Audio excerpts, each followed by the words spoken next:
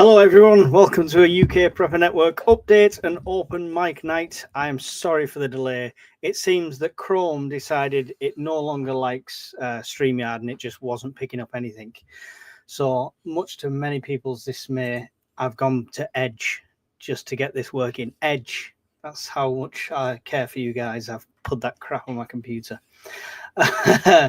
Good to see 50 of you in here already straight away. This is your live tonight, so I will be posting a link to an invite inside the chat shortly. After we quickly update, I'll post it. Get it ready now. Can everyone hear me okay? 5 by 5, let me know. Let me know if anyone new is in here as well. I like to speak to the new people. Anyone else got the play button in the middle of the screen? I hope not.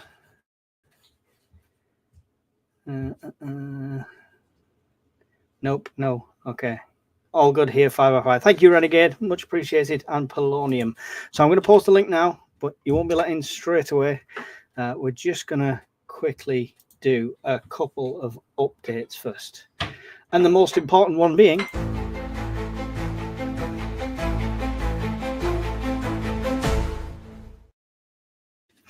Yes, the network, that's what it's all about at the end of the day. So we've got 306 Discord members, which is absolutely awesome. So that's grown. We've passed that 300 mark. 19 of which are gold supporters who donate to the UK Prepper Network in a single donation. That's awesome as well. Thank you very much, guys. The channel itself's up to 10,418 subscribers. I'm still trying to think of a giveaway for 10,000 and we're already 400 past that, which is insane. 1.1 million views, 95,500 watch hours. That's a lot of mic. Nobody wants that much mic. But yeah, that's awesome. So we've done that one. The other one I want to update.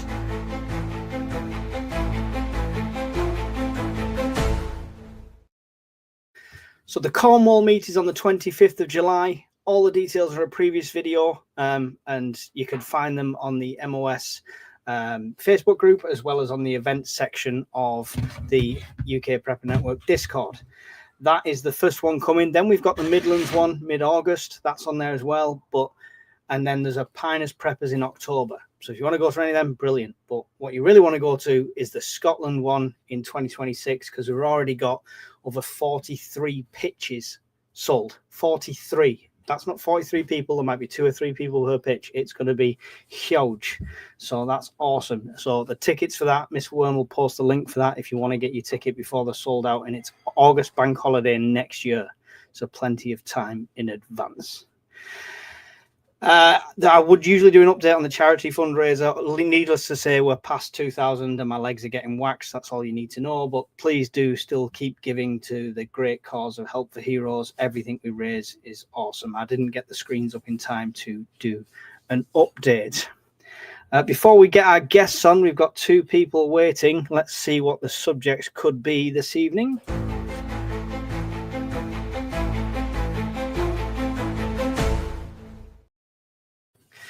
So we've got severe weather warnings as always. So we've got thunderstorm warnings across the UK. The third UK heat wave of 2025. Temperatures have topped 34 degrees in London, and we've all seen the temperatures going on. So there's a big heat wave going on. Obviously, the water companies are suffering from that and talking about we've done hose pipe bans and talking about other kinds of rationing. And they've just come under fire, the water companies, for Environment Agency reports 60% surge in serious pollution incidents. So they're already under the cosh. So we've got a nationwide emergency alert test set for the 7th of September. So turn it on your phone and practice as if it's real. It's a great opportunity as a prepper to put something into practice and teach others who are not into prepping in your family all about it. It's a good excuse for that. So mark that in your diary. Sunday, 7th September, 3 p.m. But don't tell them when it's going to be. Yeah, and UK have signed a joint defence agreement with Germany. We've not had anything in place like that since World War II. So preludes to war, maybe. Video in the making.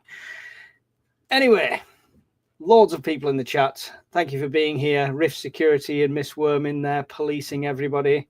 I'm not sure if Evil Girl accepted the role. I'll make her a mod if she did. You'll have to let me know, Miss Worm. Let's get our guests in. Oh, it's Brian. What a shock. How you doing, Brian? Oh, good, mate. How's things? Not bad, not bad. I can't believe I've just rattled all that spiel through after having a crisis with the PC. 300 degrees Celsius in my house alone. I've got my rag going here. Ben is muted. Are you there, Ben? Yeah, I'm here. Oh, awesome. There you go. Ben is here. It's You've no toasty. Fancy background today. It's just chaos. Yes. It's like Just my house. ignore it. It's mad. No, it's funny. I'm at like 5 or 10 FPS whenever I put the virtual backdrop up. So it's like, okay, no blur, no backdrop. We're doing this stuff raw. Yes, yeah. Buy a backdrop. There you go. This is for photography, the photography one. So, or just like Brian, just set up 3,500 power banks. So, lots in the news, gentlemen. Don't forget, everyone in the chat. This is just talk about preps. That's all it is all night. Ask questions, anything you want to ask about prepping, about the world, about the news, and join in the chat with the links that I posted before. I'll keep posting it every so often if you want to come and join us live on stage. Brian, how's your day been? All right, mate. My physio this morning, so that was interesting. Did he say stop the Pepsi?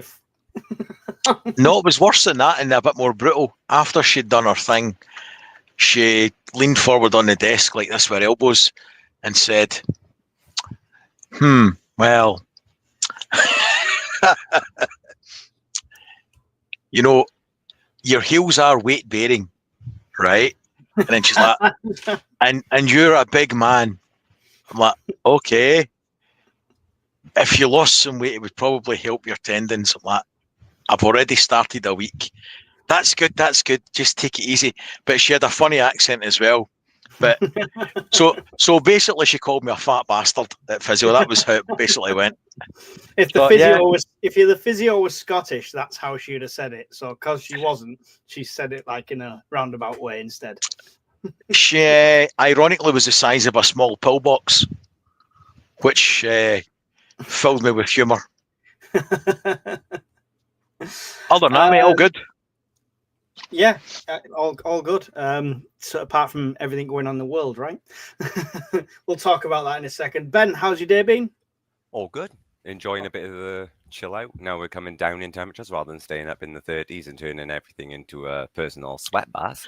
It's all come into my house. Like Salford's cool outside and Manchester and Greater Manchester. It's all cold in my house. It's an oven. I bet. Nah, we got a flat roof on top of our house, so it's just retaining the heat. Oh, nice. Oh, it's horrible. This is why it's going to be meatloaf all night like this. Like, oh yeah. It's 18 degrees in here. I had to wear a top. Was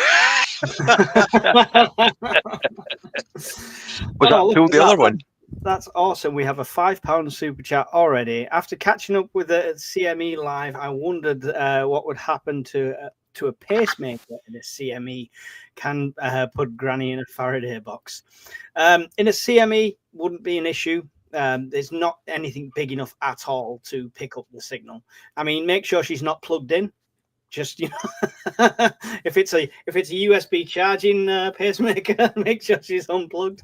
But no, generally wouldn't affect it at all. Even an EMP, I think, yeah, it probably would if it was an EMP, but it depends the distance you are away from it, how much it would affect something like that that's inside you. So yeah, if there's an EMP, get ready to restart Granny. If it's a CME, don't worry about it. Just keep her away from the plug sockets. So thank you for the question, and more importantly, thank you for the super chat. It really does help. That is awesome. Brian, heatwave, how are you handling it apart from in the shed?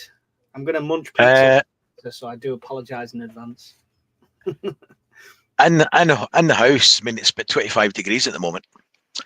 So when you posted that you were doing a live, it's not that I wasn't interested, but it gave me a good excuse to sit out here where the tins are cool. So the dogs and the kids and that are sitting like greased monkeys, but the tins are beautifully cool. The obsession's real that you're treating your power banks better than your family. This is not good. Well, like I say to my wife, no matter what button I press with the power banks, they're never too tired and it's always the right button. We've started. Welcome to the UK Prepper Network. This is how we roll. Ben, apart from the flat roof, how are you handling the heat? Yeah, I'm doing all right. I'm kind of used to it, so it's more Mrs. RP I feel more concerned about. She don't do well in heat at all. No. I don't think anybody does in this heat. I don't know anyone enjoying this heat at all. Except I did see a homeless guy the other day wearing a full duffel coat, which I thought, great. There's a few of them around by Asda near us that are in coats that are so thick. You're thinking, how are you not getting any kind of heat stroke right now? Are you sure you're okay? Hi, Lee. Lee from the bug out saying, Lee, if you're not busy, it's an open mic night. You can join us. Evening, Lee. The heat wave sucks and it's ongoing. But it's accompanied with rain here now. Are you guys getting the rain? Because of the severe weather warning across the UK for Saturday, yellow warnings for thunderstorms and stuff like that. I love it. I love watching the thunderstorms. I'm on a drone course tomorrow. That should be interesting. You're on a drone course? For the next 2.5 weeks, a couple of days on commercial pilot a drone. The first strike, when one goes down, it's like, okay, that's the course over for the day.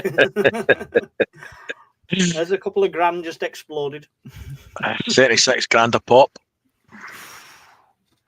Ben, it's technically the third heat wave of 2025. Is global warming real? Let's get the controversy stirred. I mean, ask Greta. I can't. Isn't she being kidnapped? Allegedly. No, but genuinely, do you think this is a new thing, or is it just the media blowing it out of proportion because of what we've had in the past? No, I gotta be honest. I think it is a new thing. We can't dispute it. When we started getting, I'd say as far back as the Beast from the East, when we started getting that severe outlook on, hey guys, snow is on the way. It looks like it's going to be what they call it, snow drift or blizzard drift, something like that. And we could see it up to 3 to 6 feet high. Everyone was there going, oh yeah, all right. We've seen worse than that in the 80s. And next thing you know, 5 days in where we lived anyway, everything was at a standstill. So going from that time period moving forward, you can see summer's getting hotter, winter's getting harsher, sort of late December, early January for the harsher winters. But I mean, the signs are there, whether you want to really accept it or not. The planet is getting hotter. Yeah. And for places like us, we're not used to this kind of heat wave, at least 2 or 3 times. We get one if we're lucky. Yeah. Brian, are you expecting the changes to make Costa del Glasgow a real thing soon? I don't think the weather intensity's changed. I think when it occurs has changed. Over the last 5 years, it's been a really, really nice May. And yet June's been okay. The last 2 weeks in June pisses down. First week in July rains.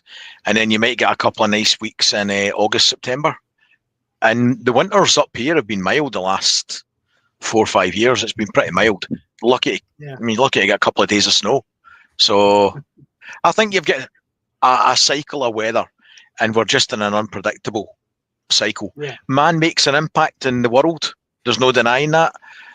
But there's been greater catastrophes. Plenty of denying that. There's loads of deniers, Brian.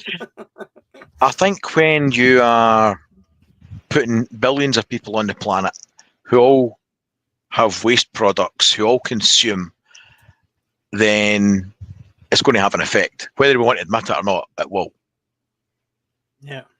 Horace says it's just weather, global warming, my ass. Let's pick up a few questions before they drift off. 75 you in here. This is your live. Don't forget you can join in the live stream on the screen or through the chat. Philip Hull, had the Delta 2 delivered today. Is it easy to set up? Brian, plug and play, right? Plug and play, mate. Absolutely no dramas at all. Remember and register for your eco credits. So once you register your EcoFlow, it'll direct you to eco credits, and you get, it's like Tesco club card points. You need to spend about $4,000 for a ficking bag, basically. How did I know you'd be on a loyalty scheme? It's not much for the loyalty. So it's plug and play. The app's fairly intuitive, but basically take out the box and it's good to go, mate. Sits about 33%. If you're not going to buy 365 things from EcoFlow during the year like Brian does, send your eco points to him. Yeah, there we go. Let's pass them on. Let's build up Brian enough to get a bag to review. I've already done that. The bag was crap. You can't hammer a bag though, can you? What happens if we get to 2,500? What horror can we come up with for that? Any ideas? Listen, no, nothing else is getting waxed, shaved, pulled, eyebrows tweezed. I shave my hair off if you want. Well, I'm going to do that anyway shortly because, you know, I went to the barber, said, "Can you just cut the grey out?" He went, "No." There's no saving that. They look at you, no saving that.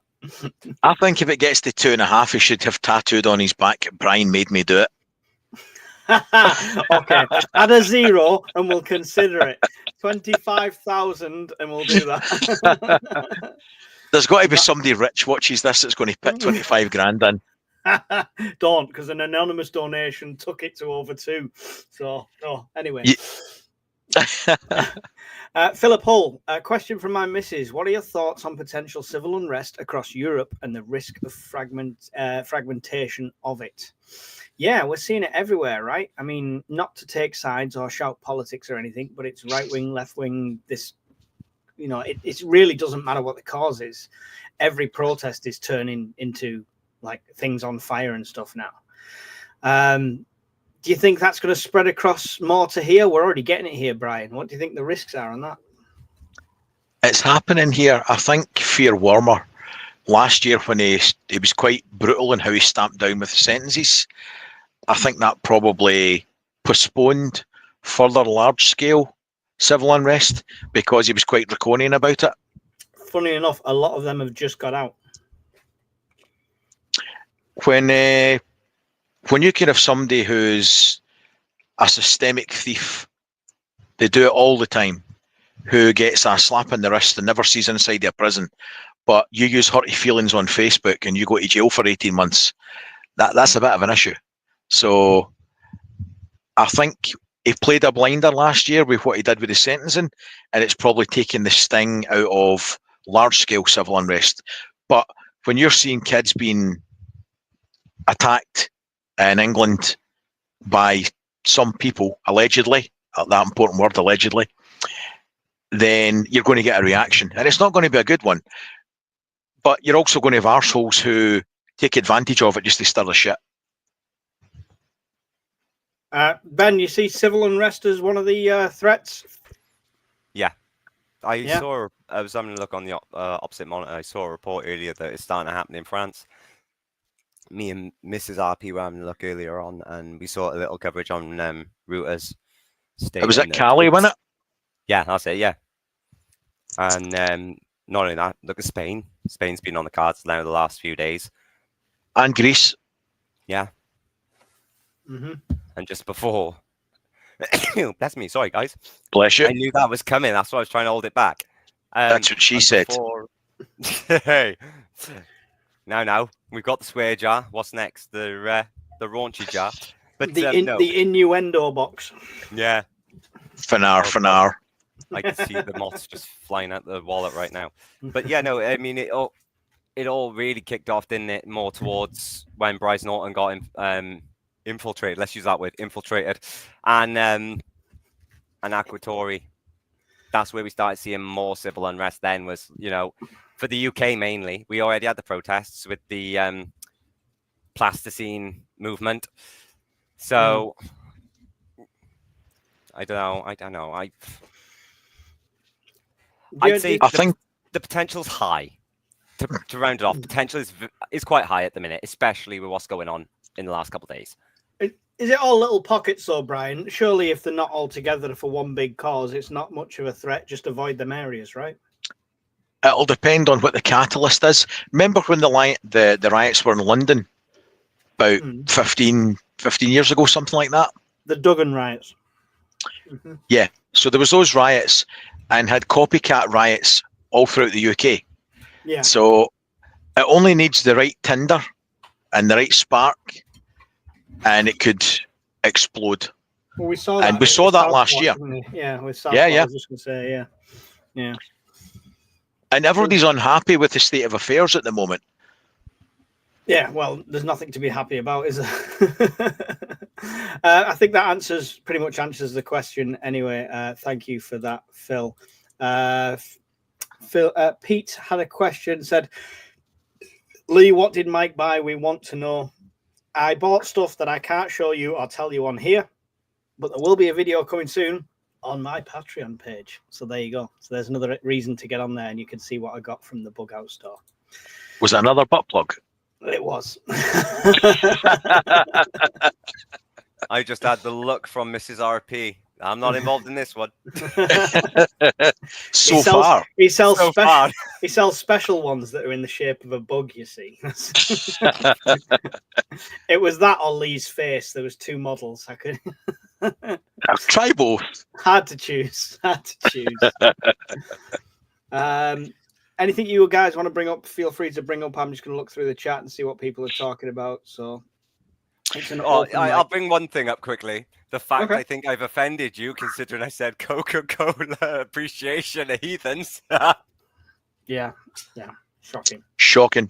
Pepsi fans. Divorce. I better start liking cola. You know what? Let's do it. Let's get a vote poll up with 88 people in here. What's going on with Ukraine, Ben? You're our Ukraine watchman, so fill us all in, please, while I do this. So I'll give the just briefs of what's going on for tonight at the moment. So where's our Discord stuff? Here we go. Yeah, so roughly around 6:30 this evening, UK time, just in case there's anyone else watching who's not from the UK. Russia kicked off a massive offensive on Ukraine, covering Kharkiv, mainly for air alerts, but covering the Sumy regions, Poltava, Kharkiv, Dnipro, Donetsk, Zaporizhia, Mykolaiv, and Odessa to start with. But this time round, a lot of people in the open source chat I was watching was stating that the difference between most of the attacks this week is there's been very minimal drone usage and it's been mainly BMs. So at the moment, there's been 60 waves, so 60 drones totaled, which is an all-time low considering yesterday it went up to just over 500 drones used. Jesus. Yeah, we're currently at 24 caliber cruise missiles have been fired with an undetermined amount intercepted. They're still getting reports on that. In the Sea of Azov, around about 8 minutes past 8 this evening, 3 Fusion M-class military carriers were remaining active in the sea, and the vessels were capable of launching a combined salvo of 24 caliber cruise missiles. So, like a couple of people said, poisoned water tipped him over the edge. The US supplying more rockets have tipped him over the edge. It's been a whole new offensive on a whole new scale. And do we think it's to do with 2.5 hours earlier than most nights? There's been a pattern. So one night it's a couple of drones here and there, a couple of missiles, then it goes dead for 6-7 hours at a time. Then it kicks off again. By day 2, it could start at, say, 7-8 o'clock at night and then carry on all the way through. It's rough. Right now, there's only 8 regions out of the entirety of Ukraine that are currently still clear. The rest are all under red right now. Do we think this is to do with Trump putting... Oh, I've lost audio again. 1 sec. That's why. That's why. I lost audio. Brian, we're going to need cue cards. Do you think it's to do with Trump's 50-day thingy? Do you think Putin now thinks I'm going to get in there and smash No, them? I still lost you. I'll leave and rejoin. What's that, guys? All right, no worries. What do you think, Brian? I think do you think he's sped it up? I think he's got major economic problems coming down the track. He's facing even more sanctions and renewed military support after upsetting his little orange friend. So, yeah, I think the 50-day thing. Trump changes deadlines like his pants. Right? They change all the time. They're arbitrary. They don't mean anything. So, I think it's more financial pressure than a 50-day timeline. Could be wrong. Yeah, I mean, do you think he'll do anything at the end of this alleged deadline? That's the thing. I don't know. I mean, he's got a lot of cards to play, Trump. As long as the Europeans are willing to spend the money, he'll quite happily send the. He wins on every front on this. He can say, "I'm selling billions of pounds of weapons to Ukraine. Look, I'm supporting them. They're not free, but it looks like he's lending support, right?" He wins because it's not a freebie, and he wins because he's bringing jobs and cash to the US. So he can't lose anyway on this, really. No.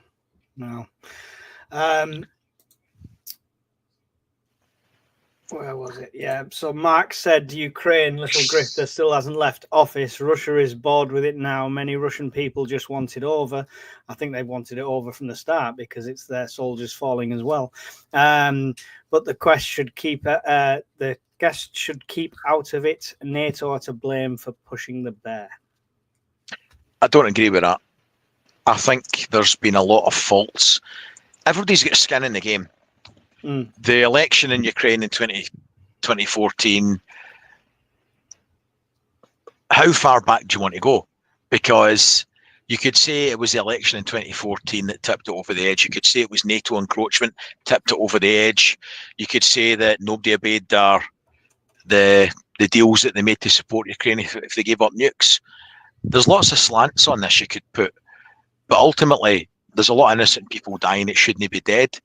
I think everybody needs a truth that they can live with and a deal that none of them like. So there's no way in this planet, none, that Russia's going to walk away without territory. Absolutely zero. And I think everybody knows that. If I was a betting man, I think they'll keep Crimea and Ukraine will officially cede it and the world will recognise it. And that weren't they already at that point though? Yeah, but nobody ratified anything. Nothing was signed and done and dusted. Putin will be under a lot of pressure. He's crippled his economy for 4 years for this shit. He needs a result. His result is under the underground in Ukraine. So he's got to take it and get the resources. That's how any world conflict has gone.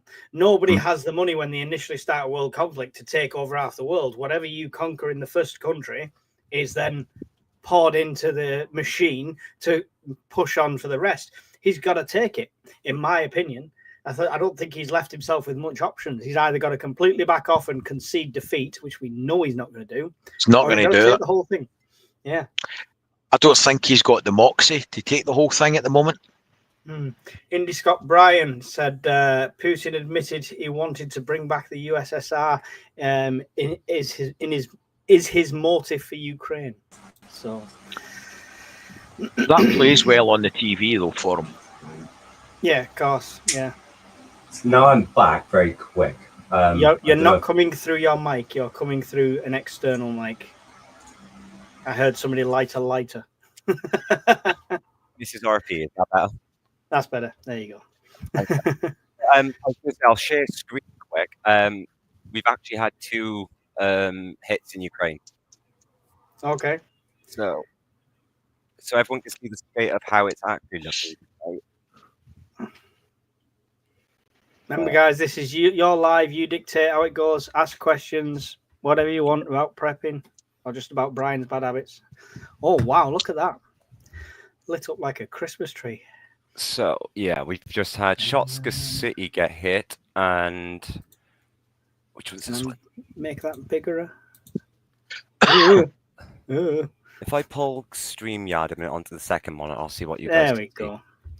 There. So if I zoom in just a touch more, this is what we're looking at so far.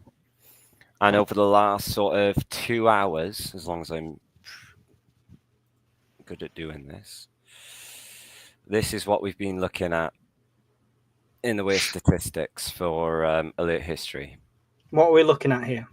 So today, from 7 a.m. up till now. Is this just air raid warnings? Air raid warnings, yeah. Right. Okay. There's our legend. So you got the alerts, the artillery shells being orange, grey important messages, and mass media reports of the explosions or hits being yellow. So it's been rough over the last few hours. And if I break it down to just today a minute. So this will give you a breakdown of what regions. So you pick certain ones. The ones we've been focusing on mainly as being the Kiev region and city. And today it's been spiking up to one being at 10 o'clock and another being at 7 at the moment. Do you have any frontline statistics for that, like actual troops? Because we know they're going to get bombarded all over the place from all sorts of range things. So not on this one. No, it's how far they're pushing that line, right? That's what's what's going to make or break it. The map we use has all the advances and that, but I've been having issues with it on Google Chrome as of late, so I've only been able to stick to this one. They mentioned the other day they were averaging about 1.3 kilometers. It was, yeah, gains. 1.3 to 1.5. Yeah. Time to evacuate Kiev. To be fair, that has been rumored over the last few hours this evening. So that's just me. How rude.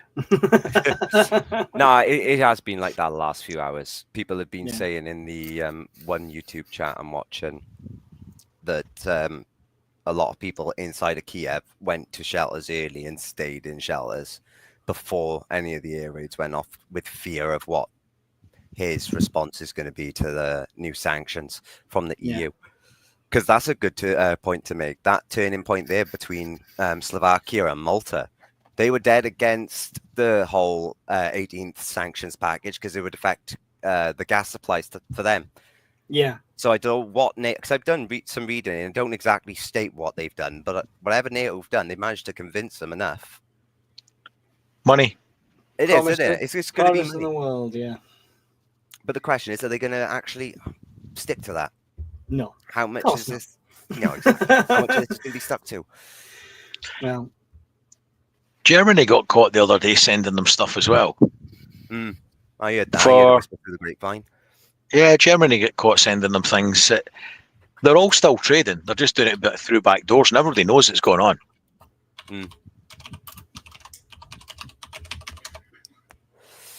I don't know if we're allowed to smoke on camera, so I'm keeping it covered just in case. But don't care. We're not monetized on this one, so it's an open forum for the network. I don't put the adverts on for this. You know, that's okay. It's 100% sponsored by the Gin Stitcher with his £5 donation. So thank you, Gin Stitcher. Excuse me. Polonium said, "Open question. I sold my nephew a camper van a week before lockdown. Am I an asshole?" No. No. That sounds like two questions. What's the camper van got to do with it? Oh, you're an asshole. We met you, so it's fine. We like you. You've probably made them a lot of money because when lockdown hit, van prices went up by about 33% on average. Because that's when I bought mine. In my defense, you got a 10k camper for 5k. No, not at all. Again, not at all. You can't give this stuff away to family when it costs you a fortune. So.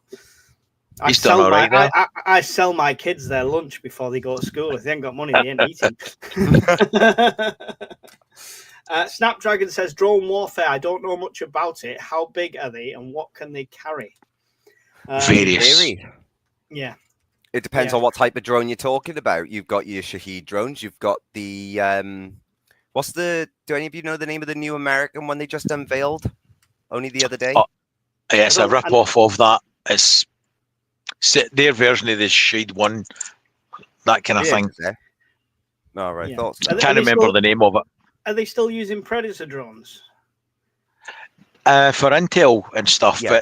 but they're trying to make it, because of the volume, they're using cheap ones, but a lot of it's turning into fiber optics now as well because of the jamming. So there's always a counter for any new military tech.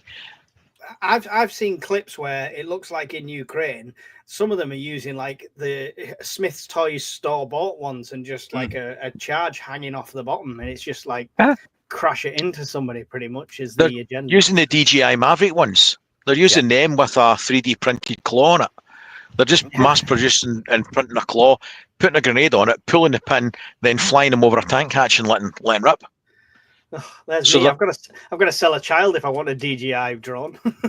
They're maybe spending £1,000 for talking sake, and a grenade to wipe out a £400,000 tank, and we're firing potentially £1 million interceptor missiles for a couple of grand drone. You know, it's bonkers. Yeah, the money exploding in the air is unreal. Well, the money's exploding right now. 15 UAVs heading into Odessa have been shot down. There you go. Well, I hope that answers your question. It is literally all scales from like tiny ones you'd buy yourself, all the way up to things the size of a small glider. The Ukrainians are using converted aeroplanes as well, like small Cessnas. Yeah, that sort of thing, and putting remote controls on them and just away it goes. How long before it's a pigeon with a vest? You sent in Spotted Dick. No, it's it's going to be a Blackadder moment. Have you seen Four Lions? Oh yeah. No. Brother Crow. He's making these little vests for exploding crows, and one's his pet, and he blows him up as a test. God, that was a good one. That was. Preparing the Path says, I completely agree with Mark's adventures. War is horrible, but the fact that the US meddling and NATO expanding, I don't think he had much choice to not seem too weak.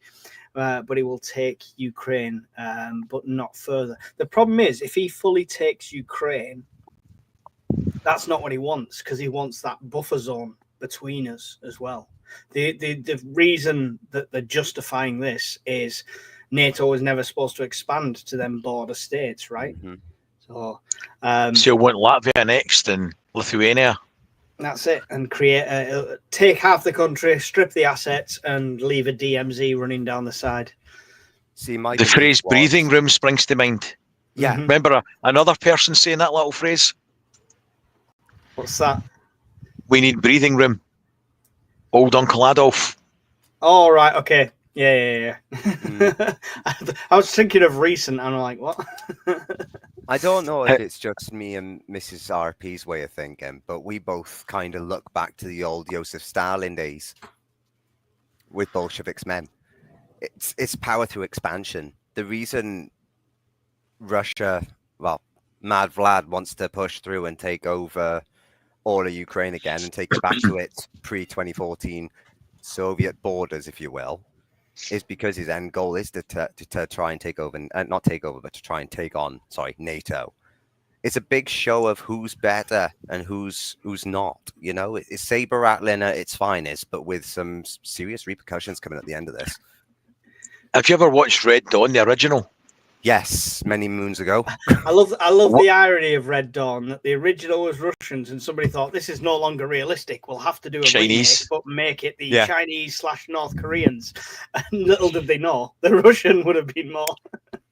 One of the scenes in it, one of the kids asked, "Why did it happen? How did it happen?"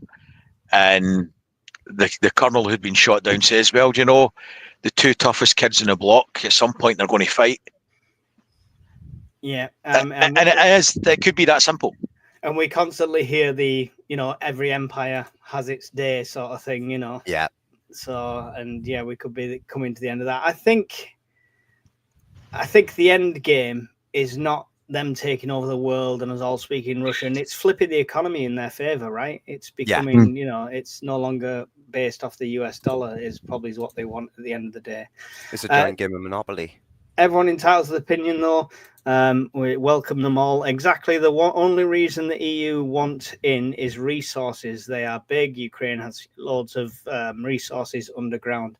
Yeah, they do. A lot of natural earth. What do you call it? Rare earth. I wonder if that's why we're so heavily involved, because our economy is obviously, wonderful at the moment, but, we could always do a bit of extra booming. cash. Yeah, it's booming. That's great. It's no cost of living crisis. Want a cup of tea? Spend £4.50. Oh, it's great. Question from Nikki: if Russia takes Ukraine, will NATO help them get it back? Nope. No chance. No, because then you'd have a de facto state of war. My words exactly there, Bri. Yeah. They'll do what they said they would do when they annexed the regions. It's Russian territory. Any foreign state that attacks it, it will be seen as an attack on the motherland, and they'll react accordingly.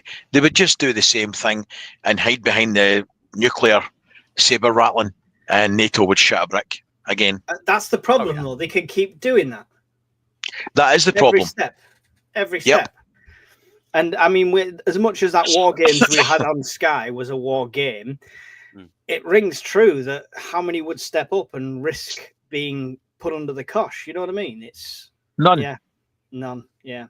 What do you think of this Germany agreement then, Brian? Is that Starmer realizing NATO might not help him and trying to get something ironclad? And do you think that'll hold up more? I think we take too long to build weapons for a war that's been fought, that's driving technical innovation. We are talking about making a longer range version, a missile that was made 15 years ago, and it was planned 10 years before that. We're past that. We're past multi-million-pound weapons. We've got kids with an Xbox controller blowing up main battle tanks.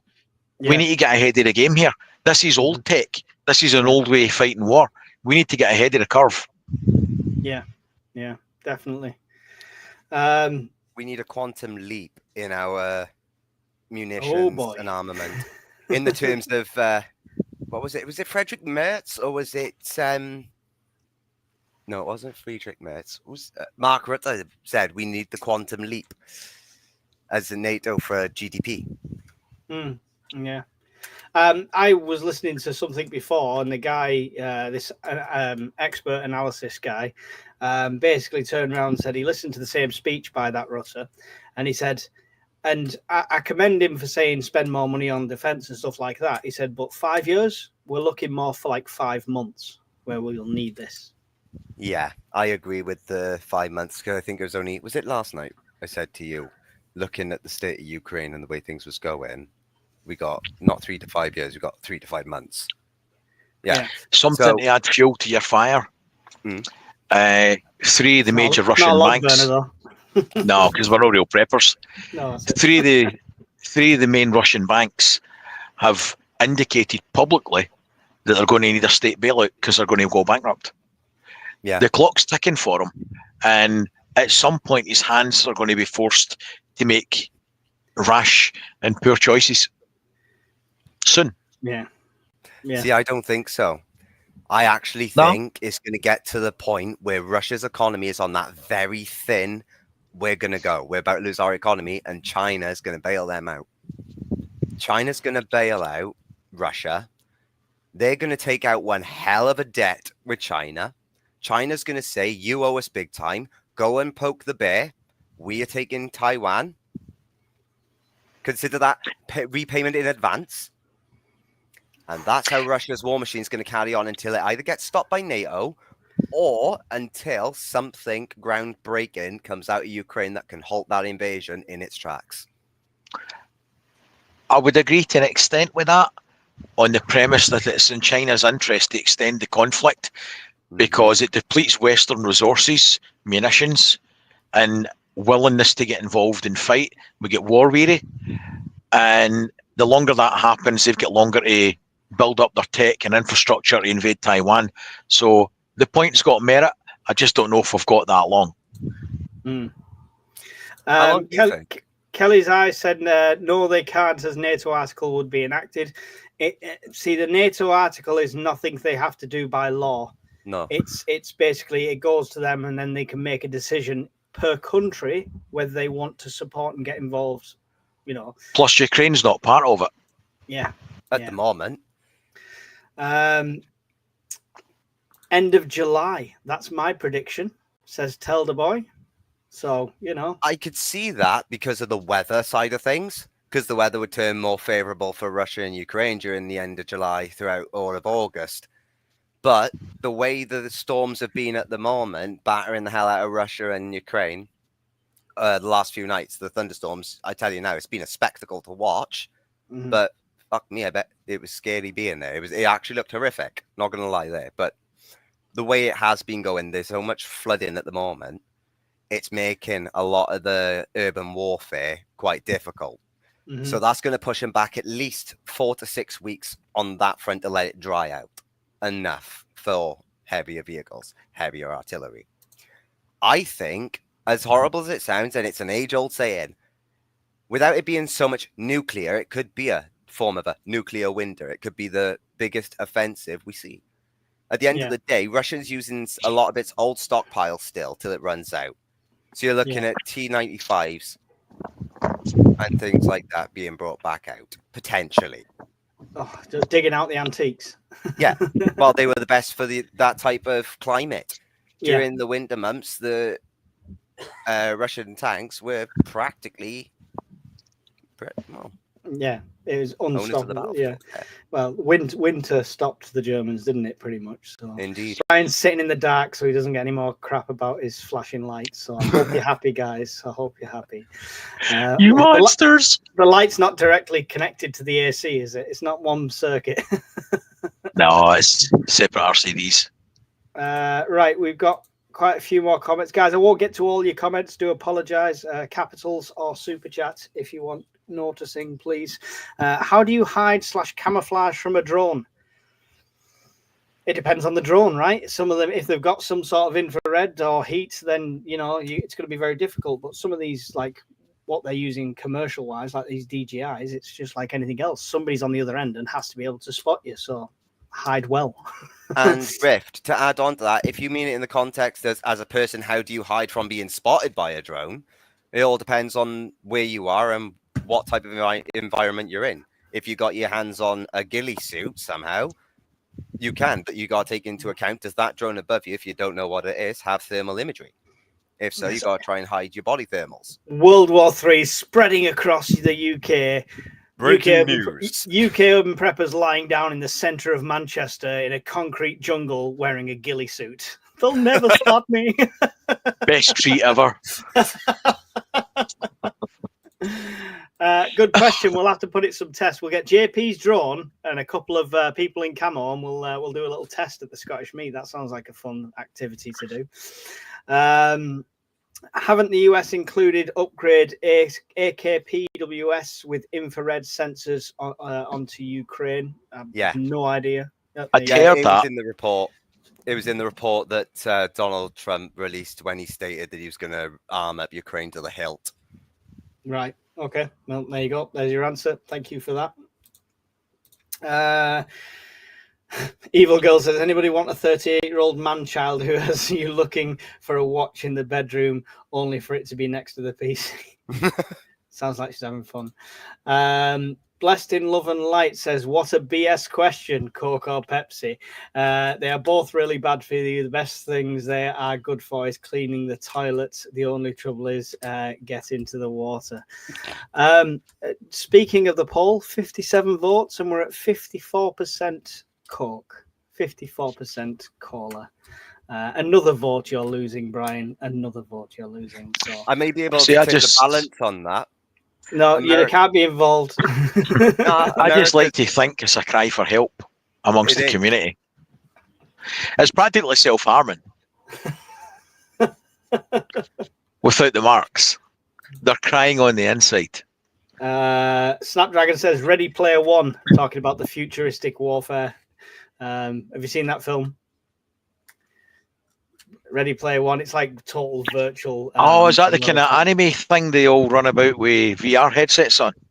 Well, yeah, it's Mate. like Avatar sort of thing. It's a virtual Yeah. world. Yeah. It's everything. It's all classic video game characters, movie characters, anime franchises all pulled together into one parallel virtual reality. Great movie, which they've still not made a sequel for, which I'm gutted. They are. There is rumors that a sequel is coming in 2027. Listen, there've been rumors that there's going to be a sequel to Twins with Danny DeVito, and Yeah. That's true. Eddie Murphy, and that's not appeared yet. No. Amphia, the end game is fighting to the end towards the internal collapse of USA or Russia and China. That's a scary end game. Kelly I war is run with resources and manpower. Russia has both. The West has none. Oh, I don't know. I mean, the West has got resources. It just lacks the manpower. We've got power, but it's not man. Some are kettles, some are toasters, some are penguins. They're whatever they identify as this week. Russian inflation is now 20%, says Indy Scott Bryan. Oof. Car China's factories economy... were. Sorry, go on. When you go, mate? I was going to say the car factories the other week had posted that they're going to be going down the tubes as well, but 23 of them. Where at? Russia. In Russia. Yeah, the finance, the costs. They make terrible cars anyway. It's fine. Well, they're responsible for the Lada. The Lada Riva, yeah. Yeah. I remember that. Worked for a couple. The special, the deluxe edition had a heated rear window just so your hands were warm while you were pushing it. To shove it. Russia drones targeting Ukrainian farmers reported in the news. There you go. That's not good. John C, £5 super chat. Thank you very much. Hello, comrades, he says. It's good wording on the current topic, but thank you for the super chat. It's really appreciated. Every time I hear someone say hello, comrades, it takes me back to Command and Conquer. All right. You just got the voice in your head. Well, yeah, Tim Curry. Right, Total annihilation. Let's talk about prepping. If we all think it's 5 months, 3 months, tell the boy is getting ready for the end of the month. What's that changing prep-wise? Anything for you? Or changing plans-wise? Anything for you? I've literally just filmed a 40-odd minute video that's got all about World War III and how I'm prepping. So I'm not going to give any spoilers for me. But Brian, are you changing anything? Are you prepping any different slightly? Is your mindset different? The mindset is not different, but I've spent a lot more money in the last couple of years prepping than I've ever done. This year. Don't say it. She's watching. Oh, she's complicit with this round of power banks. I reckon about 12.5 grand so far this year, all in. Easy. Do you want to adopt me, Brian? I'm sure we could come to some arrangement. You're not going to like it, but I'm sure you've got a pretty mouth, Mike. We can come to some sort of deal. After the legs are waxed, right? After the legs are waxed. It wouldn't be a deal breaker, mate. We'll talk about it off camera. So I'm at my limit of what I can do now. Yeah. Space.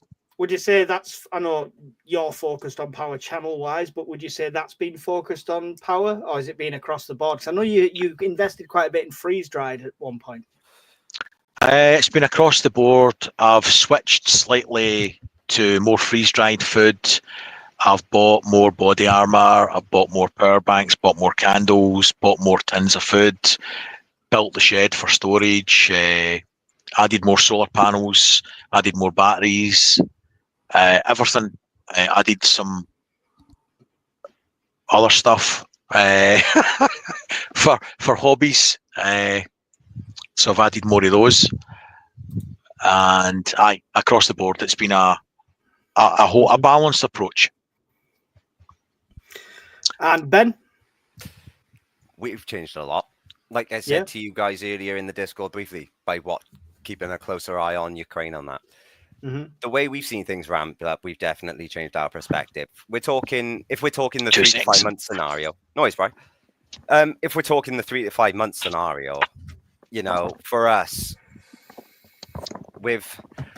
it sounds daft, but because all of our children are under the age of 6 anyway, that's going to be what this will sound bad. So please, people, don't take this out of context till you hear the end of the sentence. But because they're under that bracket of not so much understanding all of the severity of the situation, it's more of they're going to slow us down in the longer run if we don't prep sooner, because there is no fluent understanding of how severe a certain situation can be. Mm-hmm. So say it's like 3 a.m. We're getting the September 7th alarm test go off August 1st instead. Shit's hit the fan. Right, okay. Wakes up Mrs. RP. There's an alert going off. We got to sort the kids. How do we prep for that? Oh, I don't know. We haven't told our eldest, who does understand anything about this. Yeah. Right. So what's going to happen to us now? Right. Well, I'll go upstairs and do some of the talking. You go do all the prepping. By that time, 10, 15 minutes of a conversation's passed. You're at 3:15. If there is some kind of missile strike incoming or a Shahed drone strike incoming, you've probably got 5, 10, 15 minutes to get to a shelter. And the thing is, we don't know how many shelters are active in the UK right now. None for you. There you I can't go. know how many. Yeah. None. There you go. So, Absolutely none. where's your bug out location? Have we got one in place? Yeah, obviously. Who wouldn't? Yeah. In a sense. But by the by, we've still got that one thing weighing us down. The understanding of the children. Because our one daughter, our youngest daughter, is on the spectrum, is ASD. And then we've got our son, which is, we don't know if he has anything wrong with him or not yet, because he's still way too young. He's only just coming at 5 months. So he's no bother because daddy can have him on his back or on his chest. That's a lot easier. It's mainly the youngest daughter and the eldest daughter. That's where we get the clash and where we get that's where we need to draw our attention, our focus. We're prepped. We've got everything we need. We've got the supplies we need for more than a week, more than 2 weeks. But it's changed our perspective. The last few days, it's like, okay, now we seriously need to start thinking of a scenario where we can get on our knees with our eldest daughter and say, right, this is how you're going to understand this in case this happens. Because we're not saying it will, but if it does, you've got to be that big sister in a sense. You've got to be able to listen to mummy and daddy and know exactly where to go, what to do. Yeah.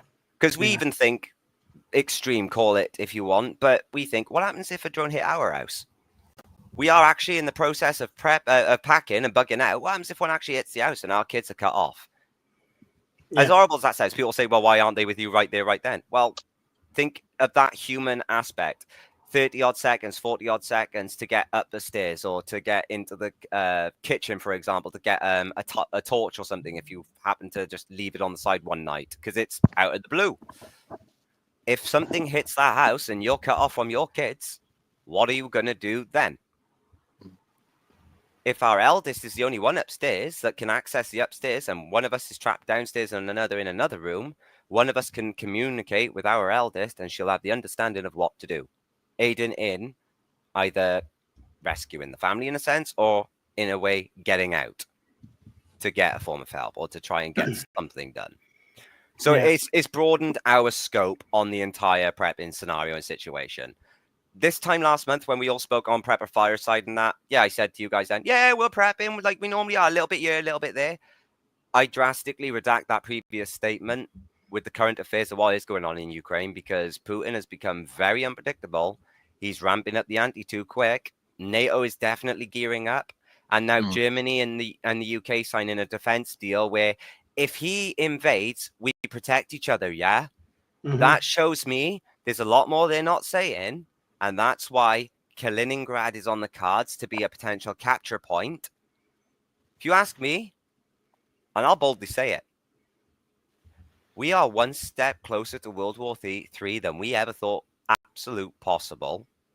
And it's time I actually would state that we don't force prepping on people. No, that's the wrong way of doing it. But people out there who have family and got friends that they do really care about, just put that little bit extra away on your next shop.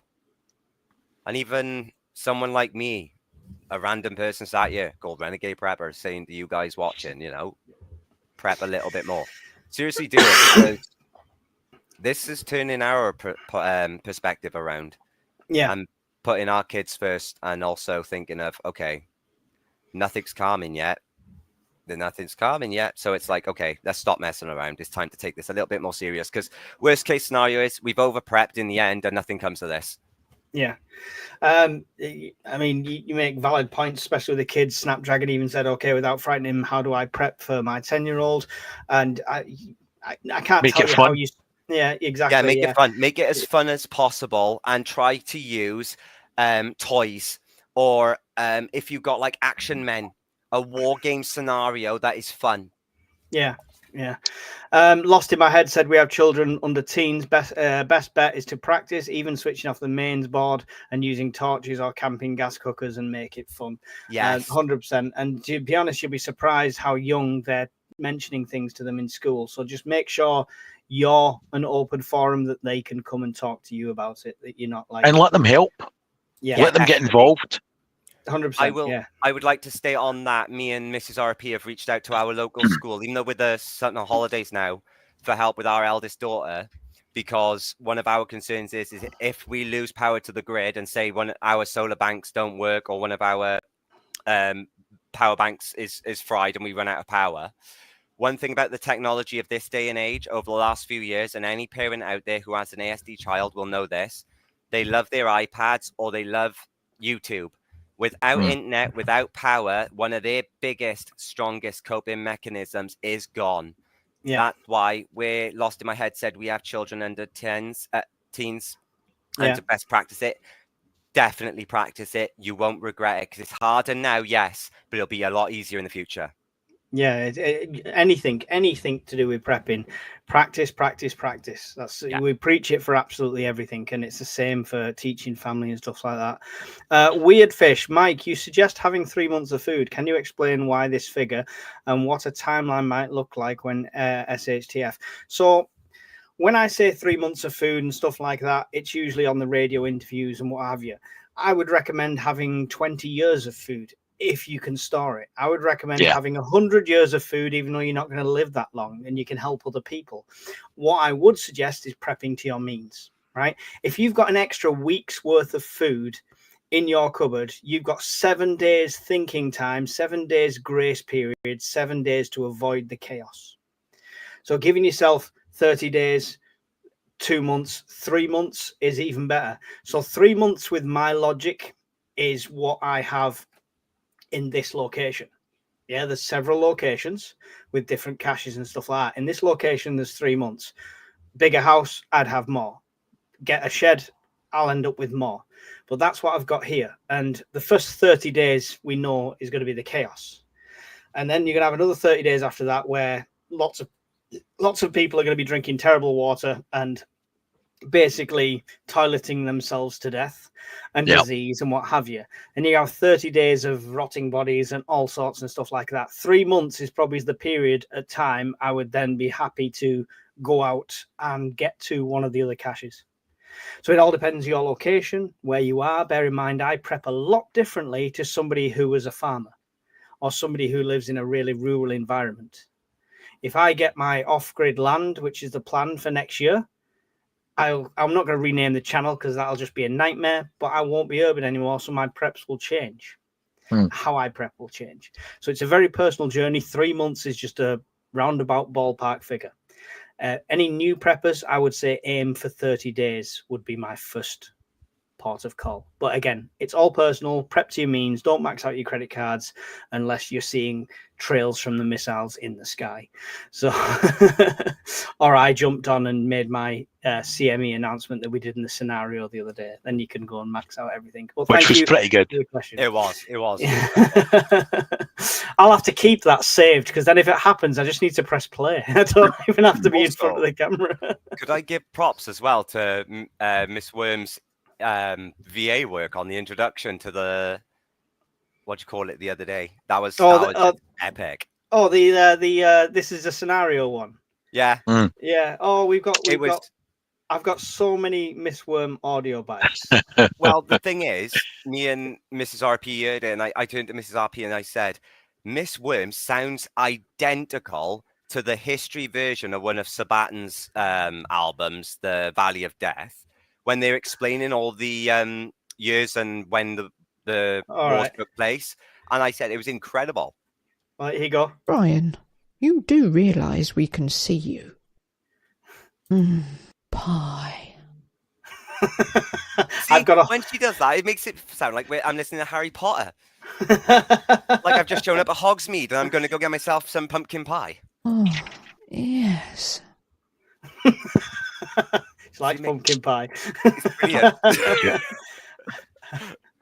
I have full control. I have a soundboard. That's awesome.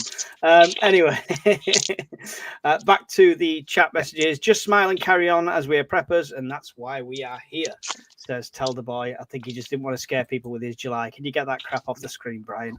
Prepper by name, prepper by nature. Oh. That's a good soundbite. I like that. I moved the phone to I noticed. Any let consolation. you see a quick tour here, the last 6 months, if you want. Wait. Boom. You're big screening it. Right. And if anybody's got any questions, they can shout them out. But just a quick update. I've got a question. Go for it. Do you know which way the batteries go in all of them? Which way around? Yeah. Have you checked? If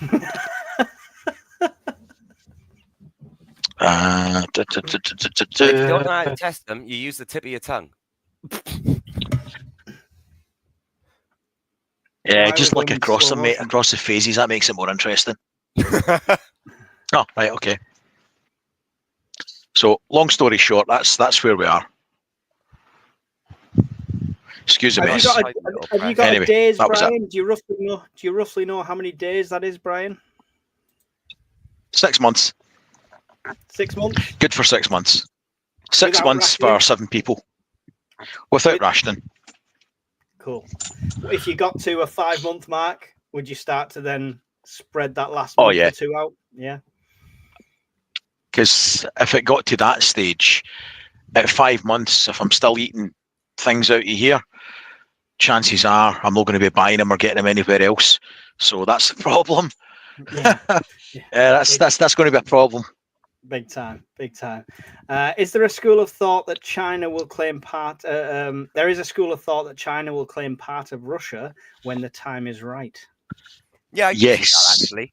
That could be how they cash in a debt, I suppose. Yeah, What you were talking about, that kind of plays that's into that. where I was going with it. Yeah, That's interesting. Don't Phil- forget, the Russians don't trust them exactly. at all. It's like No. just one massive game of Monopoly. You know, pass go, you collect your $200. Go to jail. Do not pass go. And they still keep significant military reserves on the border with China. Mm. Yeah. Interesting though that North Korea are now helping them out, and their biggest ally technically is China. So interesting. That's what I found quite shocking, actually, because wasn't it long ago, either pre-COVID or just after COVID, weren't there reports that North Korea and Russia actually had a massive falling out? I don't know, but I think North Don't Korea is in a state where you offer them technology, you offer them money, you offer them food, you offer them anything, and they'll give you all their redundant millions of shells. Because the one thing they've built up is a military arsenal. It might be 10, 20 years out of date, but they have it. They have the stockpiles. The Soviet Union used to have the stockpiles. They used to have warehouses full of AKs, full of rounds, full of Chinese ammunition. All of it Used a lot, yeah. But they've used a lot. A lot of it was redundant because ammunition does go off, kind of thing. It becomes like not as viable. But yeah, we could hire North Korea, send them enough potatoes, and they'll send us men back. It's fine. It's not a problem. Potato. Philip Hull says, beyond food, water, power, and shelter, how do we prepare for a potential war on our shores? Right. So I'm doing a whole video about this at the moment, which I'll release in the next day or two. However, what I will say is think who you're prepping for. Because if it lands on our shores, the age of military men will be expanded. In Ukraine, 55 people, 55-year-old people were getting conscripted, 58-year-old people, up to 60 kind of thing. So what you need to prep for is not being there. Whether it's voluntary, whether it ends up being full conscription, whether it ends up being prison or fight, you're going to defend the shores. So you're not going to be there. So if you've got a wife and kids, they need to know everything. That's what I'll say. Brian, have you got any answer for that? How do we prepare for potential war on our shores? Take up hobbies that are mutually beneficial to prepping in a worst case scenario. Like crochet and knitting, you mean, of course, yeah. Absolutely. So think about a complementary hobby that in the worst of circumstances would have dual use and read between the lines, Philip. Yeah. And genuinely, it's good advice for any aspect of prepping, and not even like obfuscating what Brian was saying, but I was joking about crochet, but sewing, stitching, everything like that, all these crafts and arts all need to be relearned. There's people that can't cook on a campfire and they've got all the stuff, but they've never tried it. Come to a meet, there's the thing. Test your gear. How many people have actually got a couple of sewing kits in their preps? Would you like to see my Temu special that I got the other day? Go on then. I've got a couple kicking about as well. Go for it. So Is it the one in the black case? No, well, I've got loads of little, they call them, the housewives, they call them. Yeah, the little plastic case ones. Yeah, I've got a few of them scattered about in different kits, but I have got a big, and when I first got my own house, my mum's idea of a housewarming present was a giant sewing kit with buttons and everything you could possibly need, because she knew it was something I wouldn't buy. So I've got all that, but I picked this up the other day just as part of testing stuff on Temu. And on the picture, I thought it was bigger, but it is what it is. So you open it up. Inside, it's got two spools. It's got this little cap that you could lose very easily. It's got two spools. One of that's, you can't see it on camera properly, but that is like the green. And then it's got a lighter one there. And then in the middle, what just dropped all over my desk, and I'm probably going to stand on my bare feet shortly, is a selection of needles, sewing needles. And surprisingly, that one is quite a thick one. And they've got different thicknesses, thin ones. I am shocked, to be fair, at the quality. I've got sewing needles in there. My mum wouldn't have skimped out. She'd have got decent ones. And these, really good heads on them, everything like that.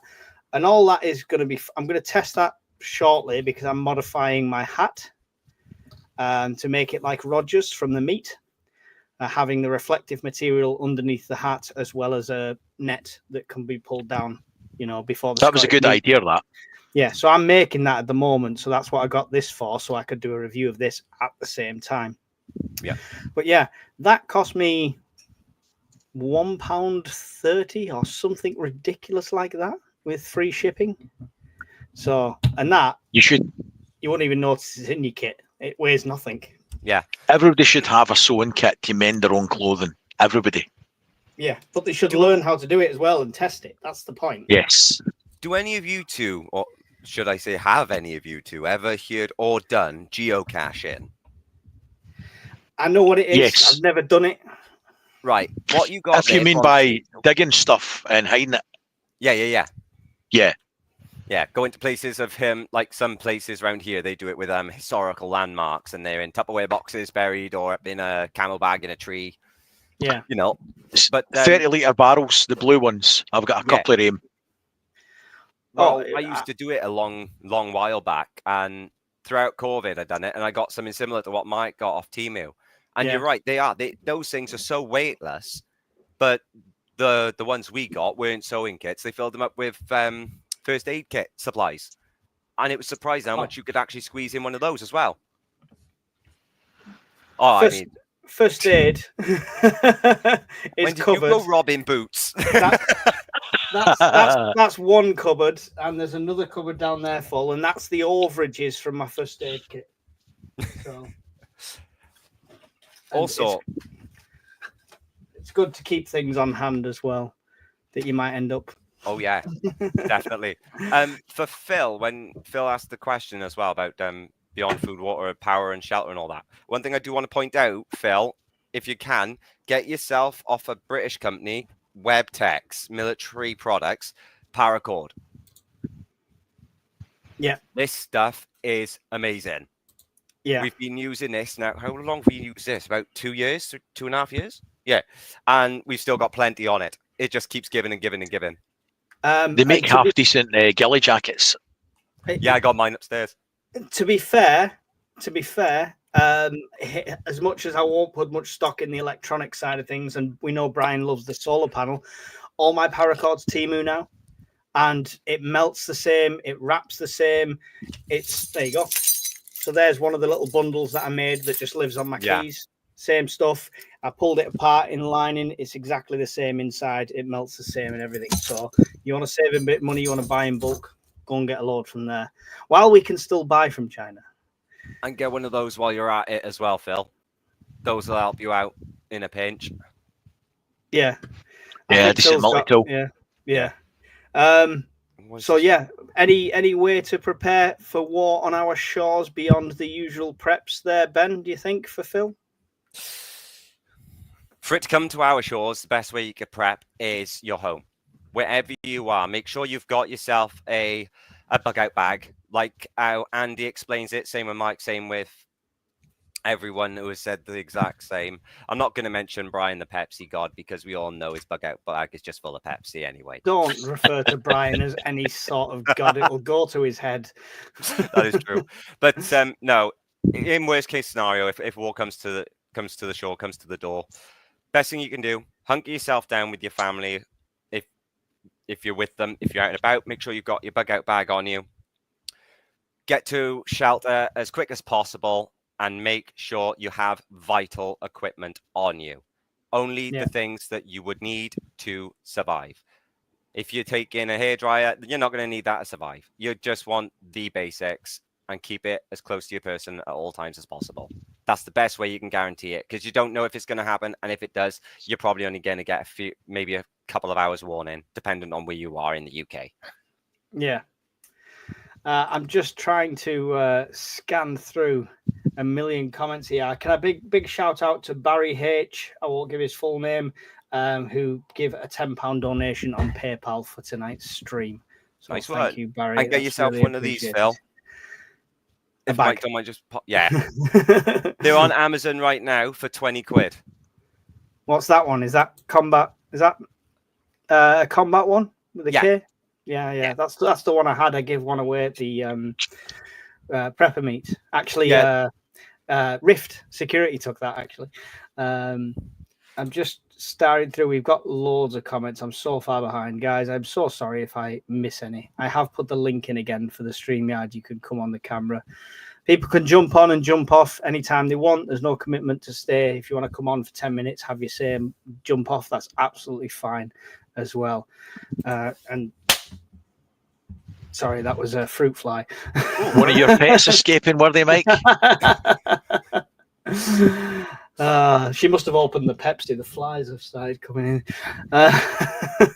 Try to save you for the Coke.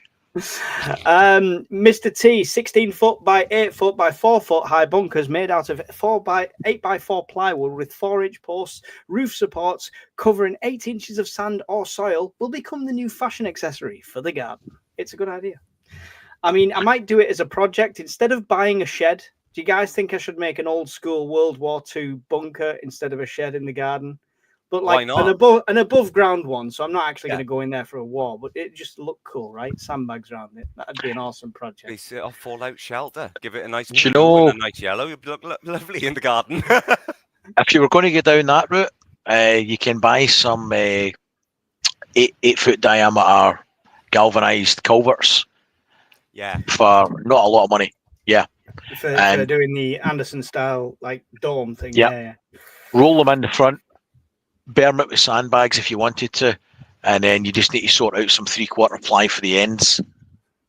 Even if you were laminating. I'd have to line it though if I'm going to use it for storage, because it would be damp. I mean, it's not practical for storage. Really, Yeah. it's just as a curiosity. It needs a dual purpose. It needs a dual purpose. But yeah, it's a great idea, Mr. T. I look forward to you sending me the pictures of yours when it's finished. It's still alive.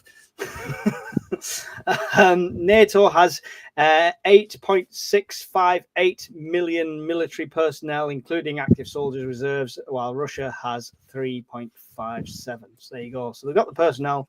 How willing they are, we don't know. How much of that 8 million are Americans, says Kelly. What does it say on your T-shirt, Miss Worm asked Brian. I did put it up before. I don't know because it's upside down and I can't read it, so I don't know. Stand up and give us the Mac flasher look. We'll read it.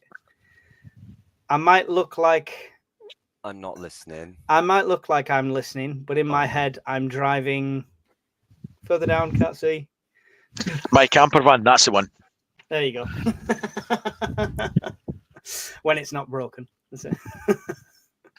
Touch wood, it's there you been go. okay. Yeah, there we go. I've been looking. I'm so tempted How's just it drive, because of right? how. What's that? How does it drive? Yeah, good. I've had a I like that. Keep going, you'll turn me into Eric Cartman.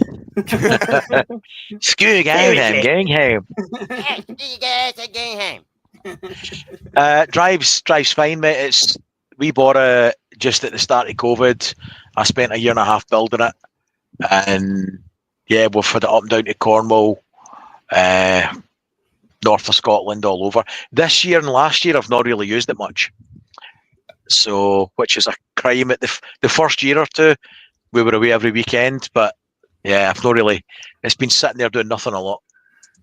Another super chat by the Great Gala. Thank you very much. When it all goes wrong, I'm heading to the Winchester for a pint and to wait for it all to blow over.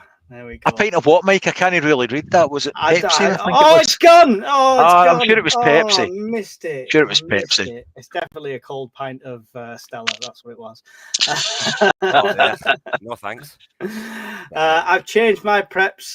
Was all about storing enough water for 6 people for 3 months. Now I make sure I have enough water filters to last a long time. Life straw, soya, main food preps at the moment are tinned.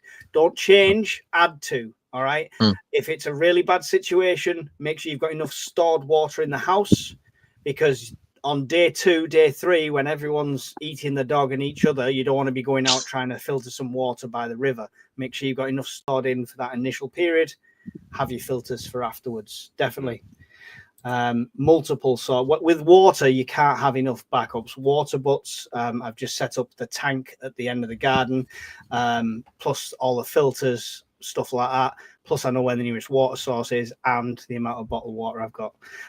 Brian's the same. I've seen Brian's water. His water setup makes me a bit envious, but yeah, he's got a good water setup there, Brian. Have you got the filters and stuff as well for gathering more afterwards, I assume, Brian? Oh, for the Lifesaver one? Yeah. Yeah, there's spare filters up there for it, but I need to get more. Do you know, I've never used it yet. I thought I'd ran out of stuff to review. I need to do the review on that one. So thanks for reminding me. That'll be the next video then. There you go. Next video. Don't forget to go and subscribe to Brian's channel if you're not already watching over on his channel at the moment. Ben, what's your water situation? Because you're in a flat. I mean, the benefit of a flat roof is, worst case scenario, when it rains, you can stick a load of containers up there and gather all the rain. But what's it like for storage water? It must be difficult. He's lost his audio again, hasn't he? All right, we'll ask him about his water in a second. It's fine. Call it indoor camping, sleep in a tent, and the living room, etc. That's about making it fun for the kids. I've done that with my boys a few times. The problem is then they ask for it every single weekend now. Question: does Brian have additional freezer space for the neighbours when a month or two in? They're too gristly. So yeah, it's not going to work out. I'm sure he means for the neighbours' food to help them out. Right. Yeah, that's what I thought he meant. I got that way wrong. Assuming we survive, why not come to the Scottish Pepper Meet in 2026? Tickets are selling fast. Buy them here. Thank you, Miss Worm. That is awesome. And they really are. I'm shocked at that, Brian. Like the how long it took us to get the first lot in, and we only had the one field. And Yeah. then as soon as we've done that and people have seen it and people have enjoyed it and how good it was, I expected a slow burn, but like 43 pitches, I think we're up to now, unless anyone's booked while we've been on live, because that happened the other night as well. So I think 43 pitches. I'm still looking at my calendar because we got to work out when we're paid next. And after sorting out our preps and everything, we've got to make sure we can afford it. Yeah. I mean, nobody wants to invest. Well, Telder Boy's not going to invest because end of world's at end of July. So how much was it again, Mike, for the pitch up there?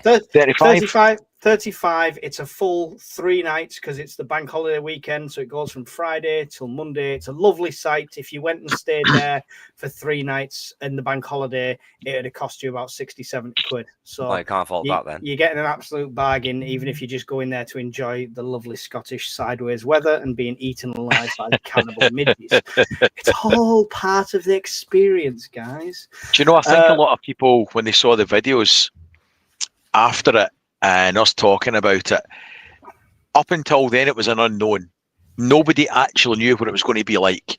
And then when they actually got a chance to see who was there, what had happened, the good humour, even though it was pissing down, the good humour, the live preppers fireside from there on the second day. Do you know, it was just a good time. So I think that's probably why the tickets have went like hotcakes. Yeah, I mean, and we're gonna need speakers and microphones for the demonstrations, I think, and we're gonna need an actual stage for the because of the amount of people there. It's not gonna just be like 30, 20 people around on chairs. We're gonna have to sort something out. It's gonna be fun. But yeah, it's all good. It's all good. We enjoyed it. I mean, the videos didn't even do it justice, Brian, because none of us were filming because we were too busy just laughing and. I never took as much as a picture. No, I know. That's how bad it was. Yeah. And I don't regret it because I actually enjoyed it. Yeah, it was really good. I regret it in a way that I just couldn't share that. I should have got more footage. I'm going to have to hire a cameraman. That's what Johnny was supposed to be doing. And he said, yeah, I took some pictures, sent me 3. I'm like, cheers, Johnny. GP did a blinding job. And that was fantastic, his help. Yeah. So... Indy Scott Bryan says download a phone app to manage food prep inventory. Do you have any recommendations, Brian? Because Indy Scott Bryan, sorry, not Brian. Because I got one the other day, and the only frustrating thing is they all seem to be made in the United States. So you scan, there we go. My Pantry Tracker is what I got. You can't even see that. There we go. Put that right down. So I got this My Pantry Tracker. So it'll say like it's got, you put the dates in, so it says that big red square says 29 items have expired. But it's very American based. Someone needs to do a really good UK one. If you've got any recommendations, Indy Scott, let me know. Brian's got a whiteboard, right? That's what I was going to say. Can I offer a suggestion? Yeah. Behind me on the wall, there's a whiteboard, and I just put permanent marker. What it is, a little box, and then with a dry marker, I put in when my stock levels change. Because if I lose the phone, or the phone goes tits up in an EMP or whatever, a lot of things could go wrong, but a whiteboard will always be there.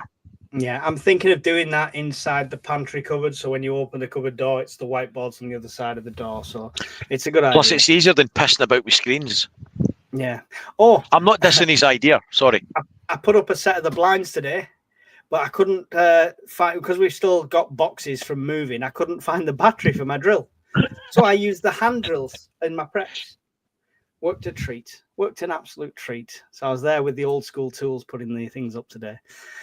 Do you think the government will produce a prepare leaflet? France is due soon. We haven't had an announcement still. Well, they've done it. You what? They've already done it more or less last year with the 72 hours, although they changed it for 72 hours. The soft relaunch of a site that already existed. Yeah, no. That's all they've done. And I don't think we'll get anything else. I don't think you'll get the Charlie Says protect and survive type error where it's unscrew your doors and lie them against the wall and pile them with flammable material and that will save you from an atom bomb.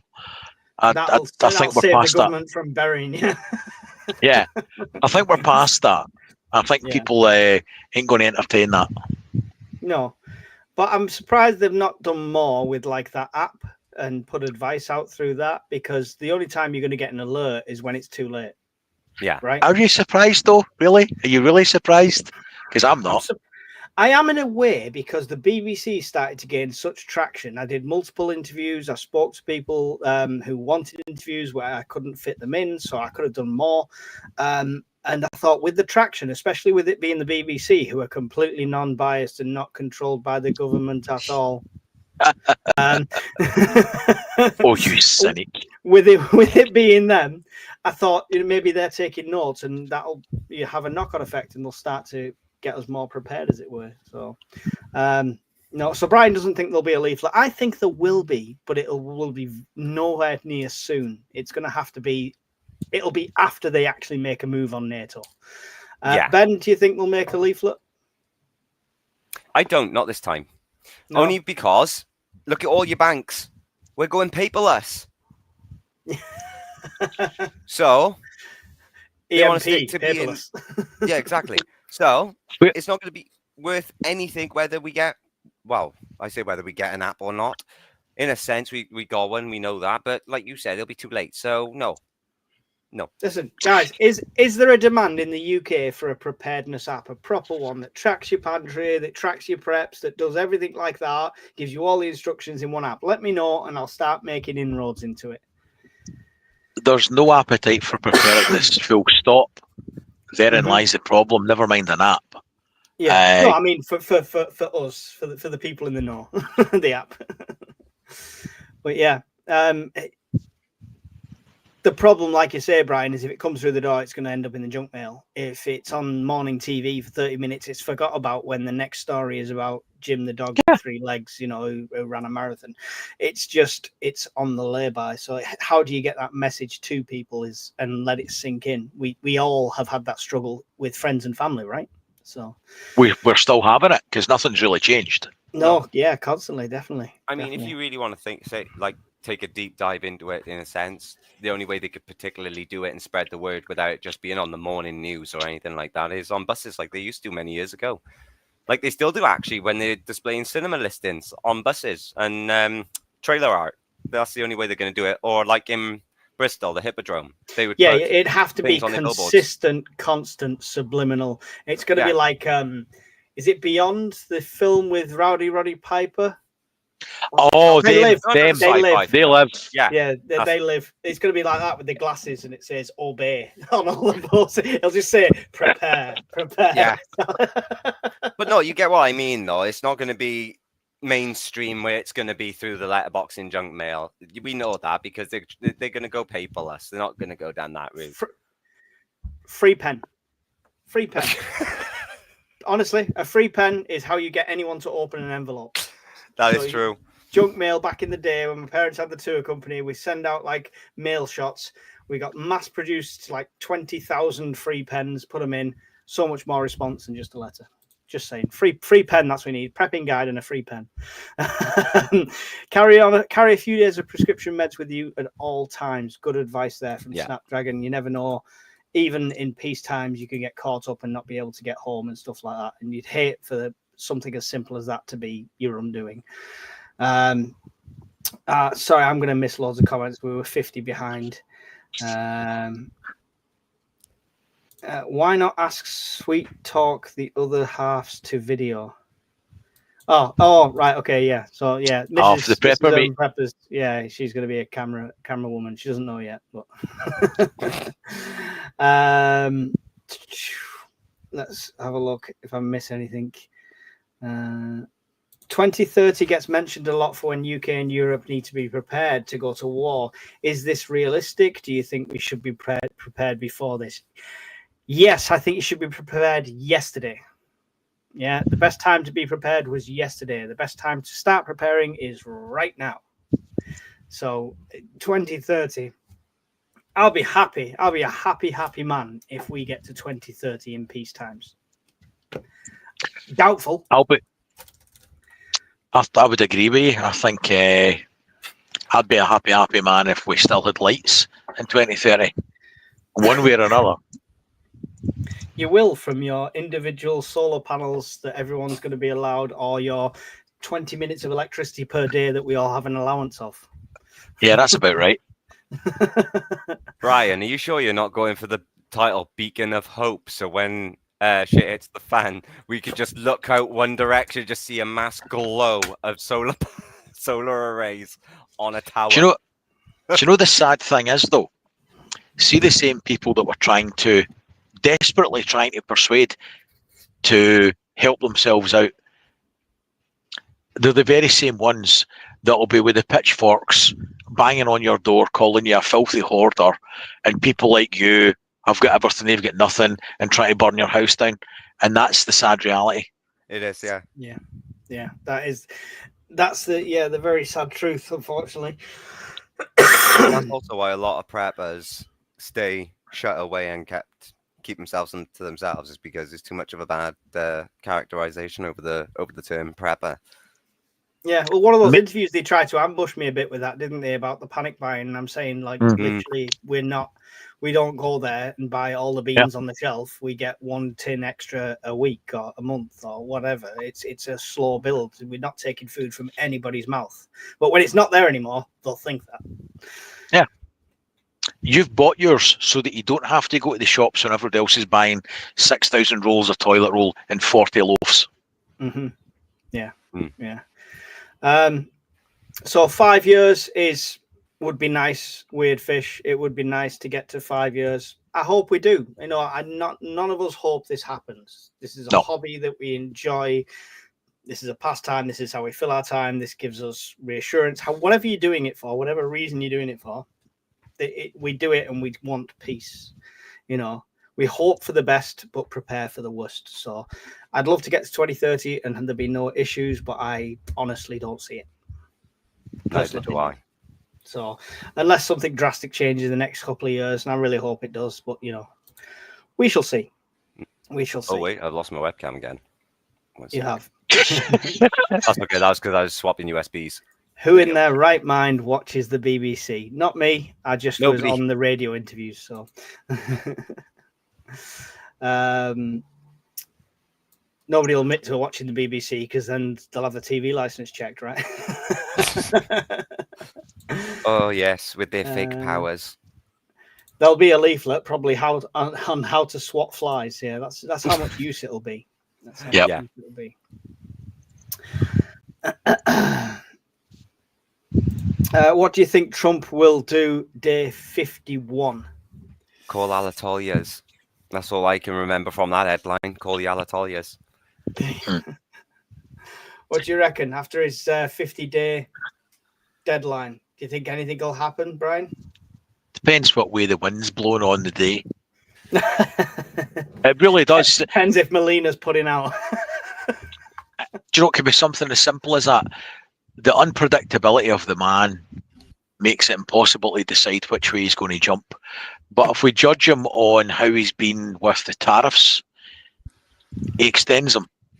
He does big fanfare press shows about how he's going to do this, and there's deadlines for this and deadlines for that, and then changes them. So that uncertainty makes him very hard to call, but I think he'll probably have an element of last-minute face-saving. There'll be a meeting with some Russian ambassador, or somebody's meeting Vlad the Mad, and because of that meeting, ongoing discussion, they're going to extend it another 30 days or some shit. Yeah. Because what's the alternative? Hey guys, Press can a I button. interrupt 2 secs? Sorry. We just caught an explosion on one of the cams. If you want me to live stream it quick and then go back so it can be shown. Yeah, let's have a look. 1 sec. This is what's going on right now. Mad Vlad is angry. Where is it? There it is. Breaking news on the UK Prepper Network. Welcome. Right, let me see what you guys can see a second. You've got the blinking light again, right? I'm not getting up to turn it off now. If you don't like it, turn the fucking phone off. Right. Can you guys see that? Yes. I don't know if there's audio, so I apologize if it's too loud or not, but it's the top right, Pavlorad, I believe that is. Yeah. Let me go back to it. Okay. Here we go. In the next 10. Oh. Yeah. Oof. That was a big one. Yeah. Oh, yeah. I think there was another one shortly after that.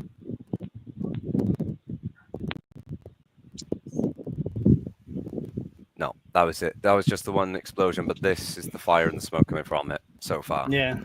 I wonder if they're picking up the size of the ordnance then. There you go. Wow. Look at that. Yeah, the size of the ordnance, apparently, according to the chat, was 300-kilogram bomb. Wow. So that's what we've got at the moment going on the front lines. Crazy. Keep Hope your eye it on was that just for me, some sweetheart. random building and everyone was safe. It puts things in perspective, though, when you think how hard our life is, how Oh, hard yeah. we think our lives are, and there's Mhm. poor sods hiding from drones in a trench. Doesn't bear Mm. thinking about somebody's kids, huh? Yeah, I know. I tried so desperately to try and find a prepper from over there, like as this all started and stuff like that. Because I interviewed the guy from Poland. I've had him on twice, but yeah, I couldn't find anyone that was a prepper there. Would have been interesting. We had a mate pop around and said they would turn up if anything happened. I laughed and said, "Not a chance." But they will. But they will. And then saying no now is very different to saying no in the situation. The trick is to enunciate. No. No. No, fuck off. No, fuck off. We're always going to be wrong in prepping if the lazy see you better off than them. Yeah, true. There we go. Oh, yeah. Yeah. And what is going on? I don't know if there's one fruit fly or if I'm suddenly getting attacked by everything, but it's like Arnold Schwarzenegger fly. Our protein stock. Oh, Pilgrim in the house. Good to see you here, Pilgrim. One of our American cousins from across the pond. And I can see his chat now. It was at my end. I'll be over visiting our friends across the pond in September. Hopefully grab Emptying a some more prep. suitcase. Mate, it's going to happen. I'll do the same as I did last time. Just fill 2 cases with stuff. Nice. Go to the ship range. Lost in my head, cheap 12-volt LED strip for £2 off Temu, 12-volt battery with a small solar panel. You have the very least of light, an easy light solution. Yeah. And to be fair, you can get some half-decent all-in-one ones, like the camping ones. You can get some half-decent ones. I've got 3 on the way that I'm going to review and see how bright they go and see how long they last. And at least that's an all-in-one solution. If you can't afford a solution, if you can spend 20 quid and you've got your lighting sorted, you're going to be happy, right? So I've got a few of them coming, so we'll review them properly. But yeah, anything's better than nothing. And candles are always a good one as well. I've thought that myself so many times when I was younger. Yeah.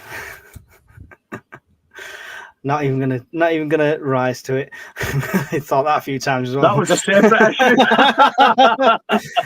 Preppers come from all walks of life: disabled, poor, uneducated, as well as the rich, educated, and able-bodied. Yes, no true statement has ever been made because we have them all in our community.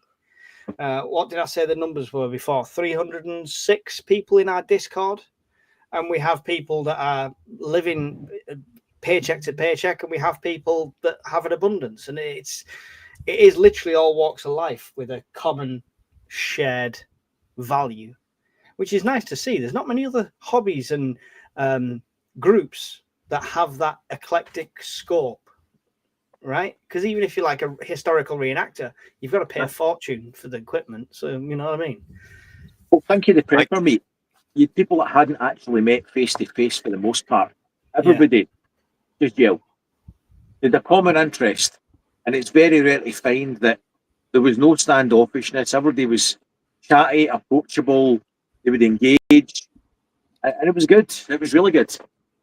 Yeah, definitely. And come along and find out for yourself.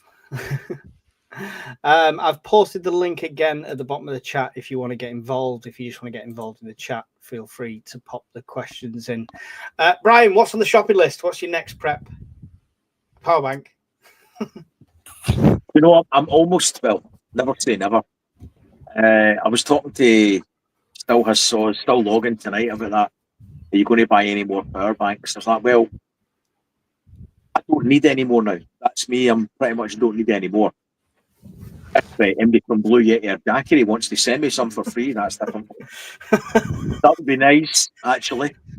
Next preps, just more things. I want a set of body armor for everybody in the house, which I don't have yet. I want to get more of the 25-year food, the freeze-dried stuff. So I'm probably going to bring a lot of that back to the States if I can. And just get more of. I need to do more. I'm overdue doing some pasta, rice, and flour mylar bagging. So, just more of the same. Cool. Ben, anything on the cards? What's your next preps? Oh, I've got a list on Amazon. I got to get some new Baofang. I've got a list on Amazon. It's usually linked below the videos. Go and check it out, people. Mike's got some good stuff on there. There's a few I bought. But no, yeah, seriously. For himself, not for me, though. You don't know. Wait till the next prep I meet. Nah, but no, seriously, yeah, with us, ours is quite a short list at the minute because we are on a bit more of a tighter budget, like I said with the previous conversation, not comment, about doing more prepping now at the minute. But no, we're mainly going to focus on just stocking up now a bit more of the paracord. What else was it you wanted to pick up? It was the Baofang walkie-talkies, because our last pair, unfortunately, have given up the ghost, even changing out the batteries. Nothing's bringing them back to life, so I'm going to replace those two. And curious, if they died, how long had you had them? How much had they been used? And had they had any adverse weather on them or anything? Oh, yes. The ones I had, they were my first Airsoft ones when I took up Airsoft in. And I managed to get them in the Amazon Prime sale for back in the time they just come onto the shelf. So it was just over 45 quid on Amazon. I managed to get them for £13. Yeah. So, and you can imagine we're in Wales, and I would travel all the way up to Stockport and go paintballing and airsofting up there. First and only. What do you mean? Was it first and only airsoft you went to? Yeah. Yeah, I know it. Yeah, and then I went to Asylum Paintball. I don't do CQB. CQB. Nah, that's fair. No, I got a mate up in Bolton, and I spent the best part of 10 years back and forth Bolton, literally like 5 or 6 days a week. But poor bugger, I used to live there. Oh, I loved it. Look, comparing it to Wales, I loved going up there. It was a break for me. But I left Bolton to live in Wales. Well, there you go. But yeah, no, I fucking loved Airsoft up there. But no, yeah. So they managed to survive being soaked, being up a 40-foot tree and then being dropped. They were sturdy. So no, they were all right, and I think they lasted me. We know 2025, and so they died end of last year. Yeah, they lasted me a good 8-9 years. That's good going. 8-9 years of being battered. That's not a bad review for somebody who keeps them for an emergency. Yeah, and that's what they were originally for, and then obviously Airsoft took over that. But no, I mean, I think I only ever changed out the batteries on once or twice within that entire time period. The cells were great. Yeah. No, it's good to know. It's good to know. So you're getting radios and paracord. That's the next on the shopping list. Yeah. Let's see if anyone's adding to that in the chat. I have posted the link again. Don't be shy. Come and talk. You can turn your camera off if you don't want your camera on. You can just be audio. Yeah. Thermal scope, says Wheats. Thermal scope. Oh, I hate thermal scopes. Why? Iron sights or a proper clear scope. I don't know. They just fuck with pardon the French, but they do. They fuck with my eyes. The difference in contrast and hue through a thermal scope messes my eyes up. But have you ever tried to use a normal 32 by 5 in twilight even? Yeah, it's a nightmare. Still the same. It's an absolute joke. Thermal scope, cool investment. We can really discuss that sort of thing here in the UK. I hope you understand. What was here? All right, yeah. We can't do the home protection thing, but if you want to see videos about it, Patreon is where they're going to be. I'm going to do a sharp and shiny video. Is going to be my first video on there, and you'll see some of my home gardening tools, what I use to combat the entire jungle of my back garden. I'm going to do a video on Patreon, so I don't get shouted at. How are taking on Opsec drones, infrared security beams, CCTV, dogs, etc. How are taking on Opsec drones, infrared security beams, CCTV? Might Is he have a asking few about typos in there. Yeah, is he asking about our security? Are we taking on any of them? Do you do the drones thing, Brian? Have you? I mean, because I've heard people of having them for SHTF to then scout their neighbourhood while they're in the comfort of their own home. I thought about it. I thought about buying one this year and bought more power banks instead. I thought the money was better spent. You'll probably find that hard to believe, I know. Out of character. I thought it was money better spent on that. As far as security goes, You're covered. Yeah. I mean, you'll have passive and active security. Yeah. And I'll generalise when I talk about that. So, passive security, you'll switch over to a more active security if things go wrong. And that might be something as simple as you've spent 10 quid on a roll of razor wire that you keep in your shed that you then put on your fence. Or that kind of stuff. But, I mean, I did a review on a camera and it wasn't particularly expensive.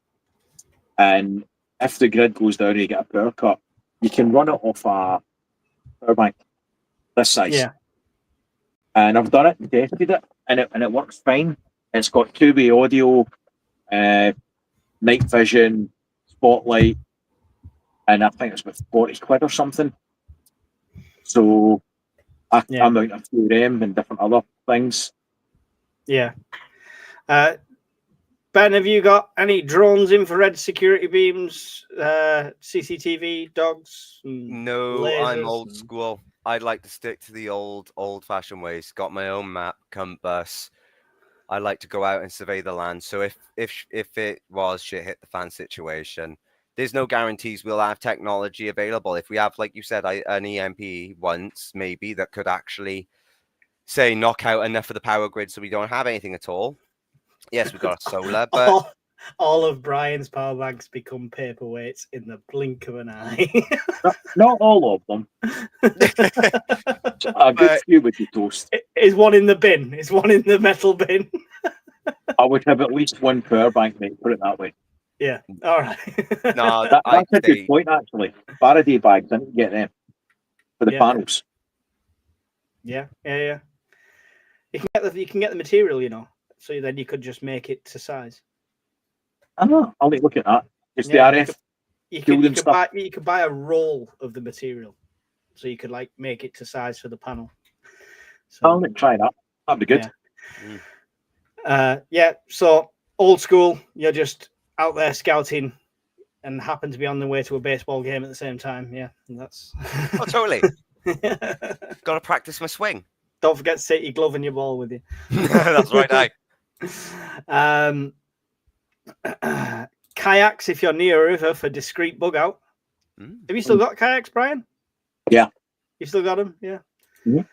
See, cool. I'm on the fence because I suggested to Mrs. RP getting kayaks, but I was wondering if you can get those sort of like inflatable style ones because we haven't got the room nor any way of actually carting kayaks around.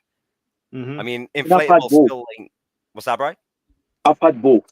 When we did the Spey, and my last proper kayak it would hold half a ton, and we did like 92 kilometers for 2 days, full of gear each, and Loch Lomond, round the Skerries, different places. So, and then I switched because I ran out of room, and I went the journey, and I've bought a couple of inflatable ones that I've tested myself, the wife in them.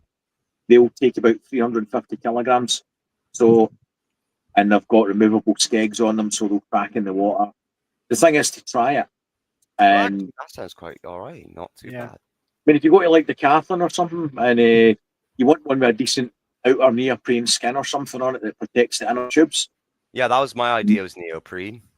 Yeah, so you want that, and get some. See, the thing is, it's a lot of fun. Get some camping gear, stick it in some dry bags in the boat, get your life jackets on always, and then just find some place with an island on it. If you're ever up here, go to Loch Lomond, paddle out to the islands and camp on there. There's loads of places to go, and they're fairly robust. You'd enjoy it. Never mind shit hits the fan. Consider it a practice run. Again, Oh yeah, definitely. hobbies now that benefit later. Yeah, It's another one of those. Yeah, that's why I want a boat. I should have bought Steve's. Prepping through practice. Sorry, guys. How are you approaching Opsec? Yeah, so we were right about what question he was asking, stuff like that. With regards to me, we're already at like a level now. We've just moved into this house, CCTV front and back and side. Yeah, the garden's completely enclosed. There's only one way in, one way out, and it's got a US-made lock that you probably couldn't cut off with a diamond saw on there, and the usual stuff like that. No dogs, no pets, no animals. I just set the kids on people. So there you go. It's worth mentioning to people that ultimately, with passive systems, all you're doing is a deterrent and potentially buying time and forcing them to go noisy. So no matter how robust your locks are and everything else, best case you're going to force them to go noisy. And you might have to take more active security measures. Yeah, and that might be the case for yourself if you're not in a position. It's a bigger threat to get out. And bugging out should never be dismissed by people. I know people have different circumstances and it's better for them to bug in, and we all would love to bug in and that wouldn't be a problem. But I'm in an urban area.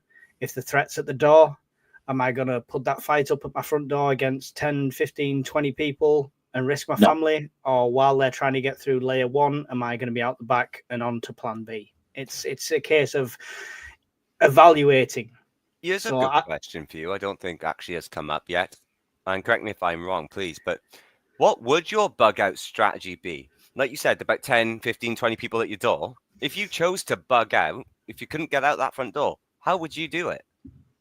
I've got several routes and I've got several exits. The back door would be the one. It's an enclosed yard, but I've got a way to get up and get out.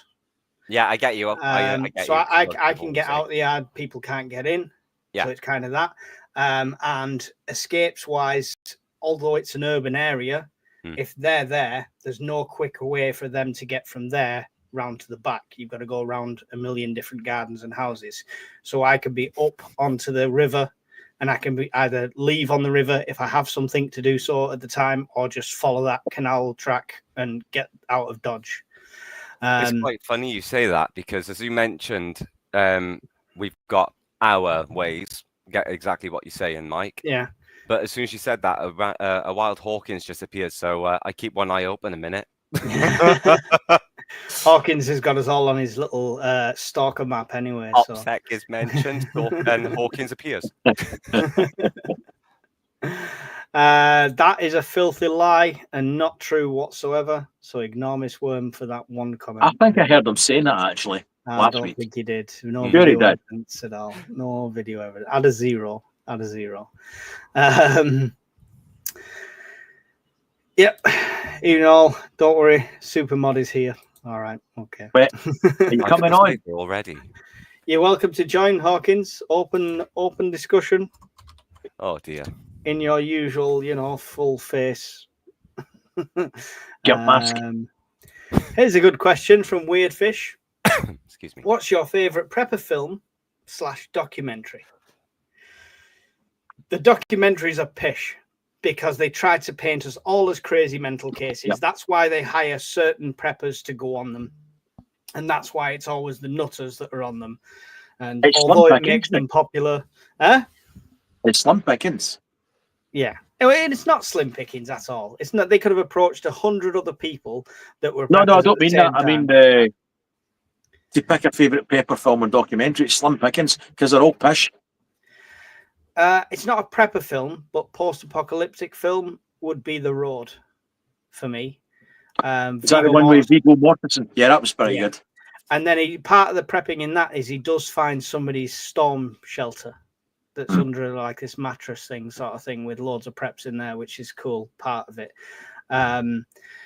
Regarding prepping itself, it's difficult, and somebody needs to make a decent UK version, I think. So, but yeah, the Channel 4 thing, Blackout, was an interesting take on it. Filmed almost like a documentary, but it was like an episode thing, and that was interesting because that kind of highlighted how chaotic a hospital can become, the traffic, stuff like that, and how unfriendly neighbours can become very quickly. So, have you got a favourite film like that? 28 years later, Brian. So, Ben, have you got a favourite? Yeah, Shaun of the Dead. Why not? Nah, I'm joking. Favourite. All you need to prepare is a cricket bat and a name badge. That's all you need. Oh no, I was going to go more for the Jag. I won the Jag. I do. Good choice of card. No, favourite prep film or documentary. It's not really prepping per se, but my favourite favourite film is and has to be The Darkest Hour.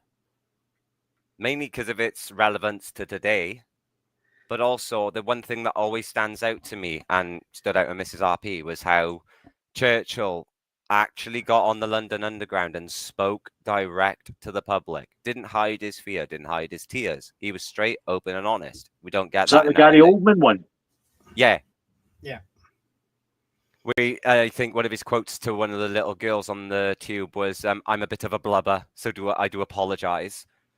But no, it's just seeing that and seeing what's going on in the world that kind of makes it my favorite, even though it's not really prepping.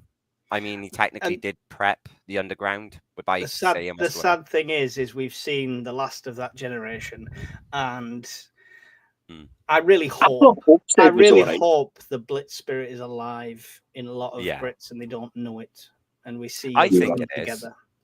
So, it's almost like in the way of America, it's patriotic. After seeing Spain, Ben, I have my serious doubts.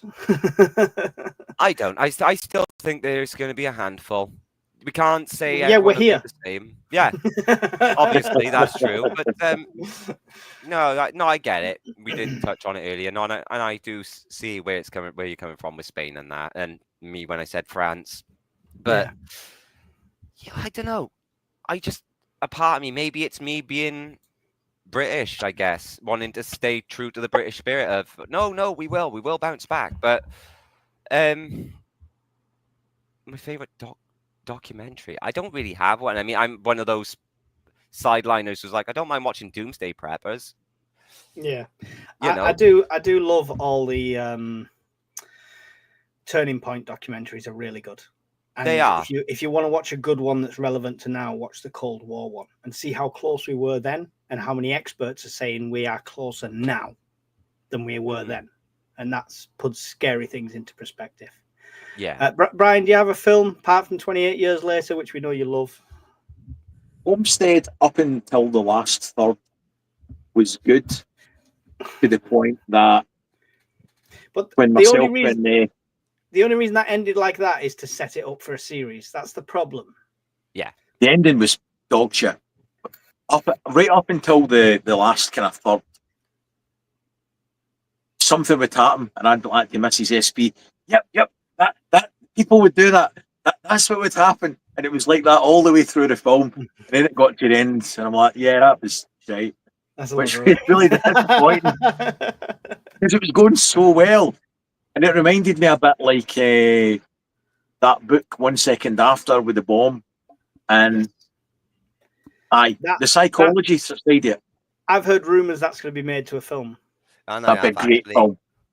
What a great book. So anyone that doesn't know, Brian put me on to 1 Second After. It's a series of books by Forsham, I want to say his name is. Your mate, or something like that. Yeah, something like that. Yeah. And it's a series. There's 1 second after, then there's 1 year after, and stuff like that. The first one is the best one. It is by far.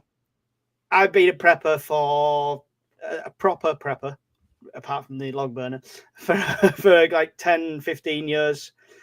and that changed the way I prepped, and that changed my mindset on a lot of things. And it's based in America, so I expected to take it with a pinch of salt, but it really does hit home, and it talks on subjects that are very close to a lot of people. So, especially when it comes to medication and stuff like that, and and the dogs, yeah. I have got a question for the community.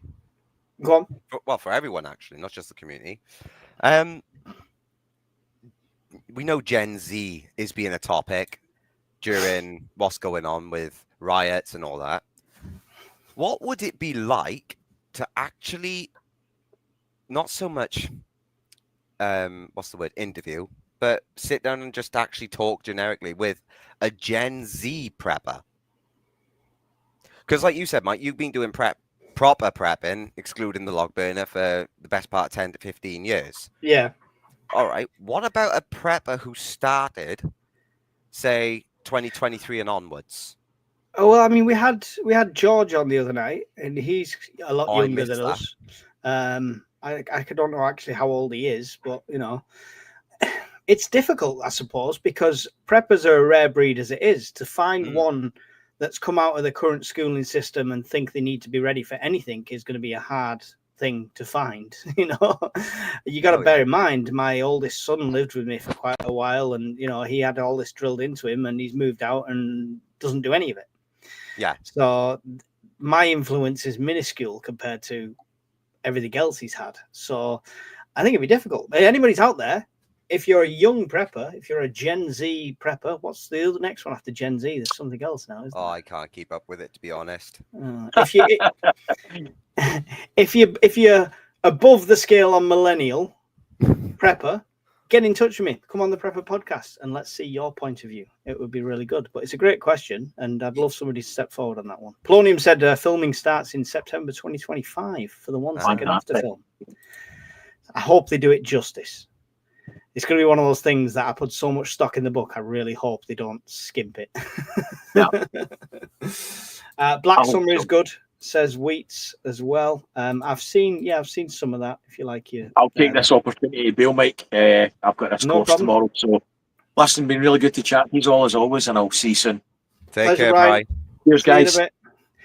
Matt Kinsey said, "What size is the pitch? Are we talking about the prepper meet? If we're talking about the prepper meet, it's not restricted. It's not restricted. So we've got fixed pitches on one half of it.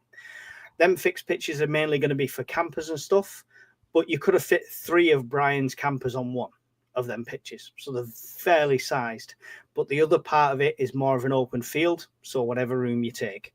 I mean, if you are going to turn up on a 6-carriage train or a bendy bus, please let me know in advance. But generally, it shouldn't be an issue for anything. Do you really think the unprepared will turn up at your door? Surely, if we take Opsec seriously, 99% won't know what you have, and then it's using grey man tactics like asking for handouts. Yeah. Obviously, it's difficult when you put yourself out there on YouTube, and I don't expect anybody on my street or anyone recognizing me or anything like that. Nowhere near big enough for that. Yeah, it is definitely about Opsec. I mean, if you look at the Channel 4 blackout thing, it was because the guy started cooking on his barbecue when everyone was starving. Just have some common sense. Yeah. If you've got loads of light, practice light discipline. Spend as much money on the blackout curtains than you did on all the lights. So yeah, lots of people saying night Brian and stuff like that. Yeah, there was a quick one that Miss Worm did say to Finlay, put in all caps, but I know how far back it is. Finlay Whiston, I believe that is.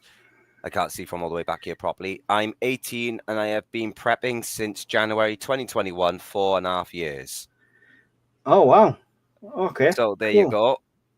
Get in touch with me if you're willing to share your story. You can come on a prep podcast. You can have camera off, just audio. Just email me, ukurbanprepper@gmail.com. I'd love to hear your story. That would be awesome. And hell, I mean, Finlay, go join the Discord. Yeah, I wouldn't mind having a chat to you either, considering that would be some real informative information. Not really a prepper film, but adjacent. Stephen King's The Stand. Yes, Fantastic film. The Stand. Didn't they do a series, like a mini series of that? What was that I'm thinking of? There was a Stephen King mini series like that. Yeah, there wasn't was. Mrs. RP, do you know what the Stephen King miniseries was? You love Stephen King.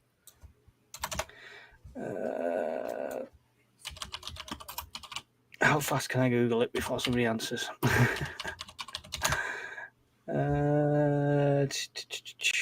No, it was The Stand. They did a series of The Stand. Yeah, season. They did one season in 2020, and I was gutted because I wanted to see more of it. Yeah. So yeah, The Stand was a series. That 11/22/63 was good as well. Anyway, Netflix needs to do an up-to-date version of the Threads. Again, it's something I've heard rumored. I don't think it's Netflix, but I'm sure somebody's rumored. Yeah, wasn't that Paramount? I'm not sure. Because I know I've been keeping my eye on upcoming things because Mrs. RP's anticipating the next Fallout season. Yeah, well, Weird Fish said the same thing. I think they're remaking Threads. Weird Fish, you have the best avatar picture, by the way, in here. Yeah. It really pops on the screen. I love it. Cool. Forget that. I'm putting my outside lights on in a blackout. Oh, just paint a big target. Well, there you go. I've seen it now. I'm 18. I've been prepping since January 2021. 4.5 years. Wow. That's really cool, Vinley. You need to get in touch. Yeah. The 4400 says Mark's Adventures. There we go. Been looking at large tents and gazebos, etc. for meets. Awesome. Yeah, fair play, Mark. I've been looking at a few in our local town near us whenever I've popped out or I've managed to check it out online. And there are some good ones at the minute in the summer sales. Oh, I went tent window shopping the other day, Go Outdoors. Oh, yeah. And they've got this huge canvas teepee, which I thought would be great for meets, great for the family, but it's like 360 quid, but it's still a bargain compared to what it was. It's dropped right down. I would love that.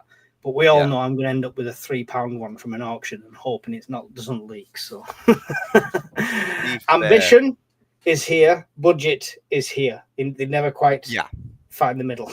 Well, me and Mrs. RP, I think it was about 2.5, 3-ish months ago, bought one of the Poundland tents. Oh God, bought one of the Poundland tents. They do tents? They do, and I'll tell you what. I'll send you a DM later, Mike, when I can. Well, tomorrow in the morning when I get it out from the back garden.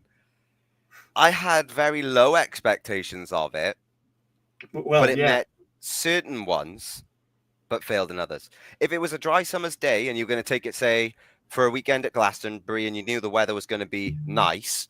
Is it the tent you leave behind? It's not worth packing. Yeah, but it was great in the dry. The only thing was, it was that porous fabric stuff, and they still labeled it as waterproof. Yeah.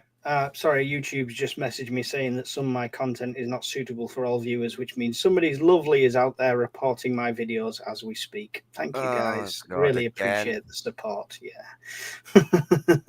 There's no end to it, because I was watching one of the COD streamers last night, and he had the same. He had a couple of notifications from YouTube because people were reporting it. Yeah. Evil Girl said, I think they're a tenner in the pound shop. Yeah, they are evil. The one we got, they had it in the discount section because I'm quite like that. Cheers, Miss Worm. Mike's PayPal tent fund. Then again, the one you sent in the Discord where you were stood in the center of it, that was huge and that looked impressive. But that was a while. Yeah, but that's one of the Eurohike ones that would be a 2-season one. Its problem is the single skinned. Like, I really want a good quality one. That's why I've been looking at canvas. When I did reenacting, sleeping under canvas, there's nothing better. No, but it's not. It is what it is. I'd love to invest in. I mean, I'd love for anybody who's from Tent Box, the company, to send me a sample that I can review. That would be nice and convenient. What are your thoughts on decathlon tents, says Nelly? I was looking at the same time because basically I need to get a tent for the Cornwall meet, which is, I'm not like I'm leaving it last minute or anything, but it's in 7 days. So I need a tent because Mrs. UP and the baby are both coming. And I don't think they want to squeeze into my range of one. That might be a bit uncomfortable. So I'm looking at something like that, but obviously I'm on a budget. The Decathlon ones look good. And if you want something for 1 or 2 man, they're really good. They've got the blackout ones, double skin, really good hydrostatic head, spot on. As soon as you start going bigger with Decathlon into the family tents, they're either inflatable, which I don't want. I've seen too many disasters, or they're just price goes through the roof sort of thing. So the quality is brilliant, Nelly. The quality is really brilliant. I can't say the first party name, you know this. But yeah, Nelly, the quality is really good. The price point is a bit out of my for the big ones. So the 1975 TV series Survivors was well thought out. Again, I'm pretty sure I watched that, but it didn't end. Like it was like it's something that got cut. I hate when series get axed. Nothing's more frustrating. I've never had any issues with the Decathlon kit. I've bought a lot. Yeah, my first bike was Decathlon as well. It is really good quality stuff. Discord, yep, there we go. OEX are okay for the money. Yeah, again, same sort of thing with OEX. I've found it's really good quality, especially if you want something small, something for stealth camping, stuff like that. As soon as you go bigger, it just, you know, it's a different level. It's different shopping for a tent when it's for a family. It is definitely. Was kicking off on our estate today, had police and dogs in the alley at the back. Caught it on CCTV. Well, at least the police turn up where you live. They test kit on Mont Blanc. There we go. White Duck Tents. Ever heard of them, Ben? No, I haven't. I'm actually going to pop that into Google while the camera is still cooling down a bit. Let's have a look. Is that a thing? Or am I just Googling some White Duck Outdoors? White Duck Outdoors. Oh, Hello. these are my canvas ones. Oh, these are way out of my budget as well. Shocking. They look really cool, actually. You're saying it's out your budget, but then again, if you're doing a whole group meet. Oh, good night, Mark. Take it easy, man. Yeah, like, you know, your idea before of like people, if you all came together with the same idea, chip in to get this or that. The land, yeah. Yeah. Do the same with that in a sense. I can't ask people to chip in for a tent that I would own. That's shocking behaviour. Wrong prepper channel. Wrong prepper channel. Nah, we don't do that. But like, no. Donations and gifts and everything are greatly received, but I ain't going to ask you. Guys, I want £627 18 regatta bell tent in Forest Green. Can you please donate? Hey, that's cheap. I saw one on there for $1,000. I know there's no, I mean in sense actually like the Rover Scout tent. Yeah, that comes in the Forest Green as well. There's some cool. I'll have a look at them properly. But thanks for that. Yeah, Kesha range is good. Yeah, everything for that's Decathlon again. Yeah, there's some really good stuff on there. See, I haven't tried Decathlon at all yet. I've only ever done, I think it's one Tigris and things like that.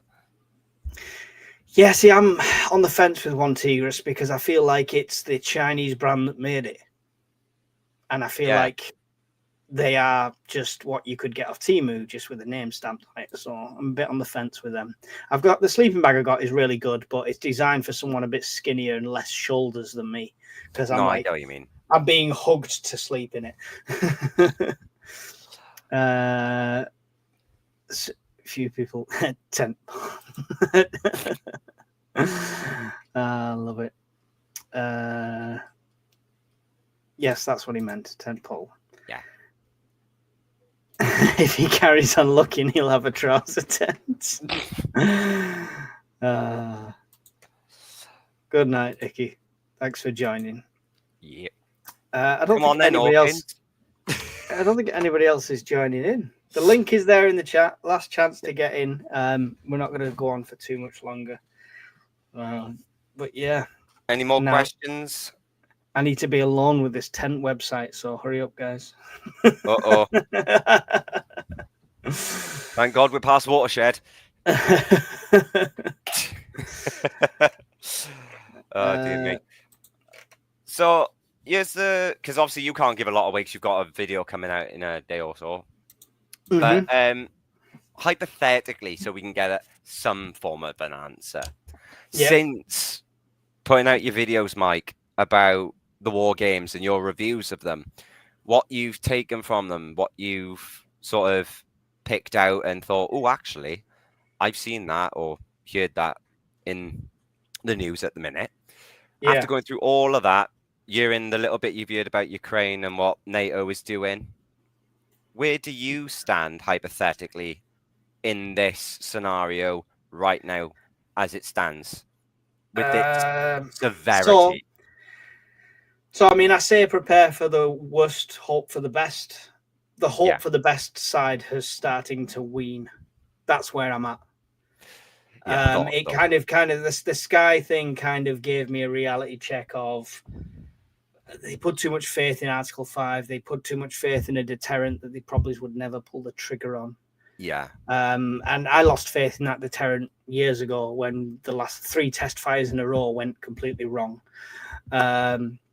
So we all know, and we're selling off ships, old ships and stuff like that, and we've zero air defense. You look how much missile defense any country in a conventional war needs now for missiles and for drones, and we don't have it. And I fully respect our military, and training wise and people wise, we're second to none, but we're under equipped to hell. So it puts me in a position where 6 or 7 years ago, I'd have classed this as a hobby. Now I see it as a necessity. No, I can relate there. Yeah, that's where I'm at. I just hope, like Weird Fish said before, we have till 2030, and I've got 5 years to get my land and get off grid and be in a better position. But if it happens tomorrow, I'm as ready as I can be to this stage, and it's as simple as that. But yeah.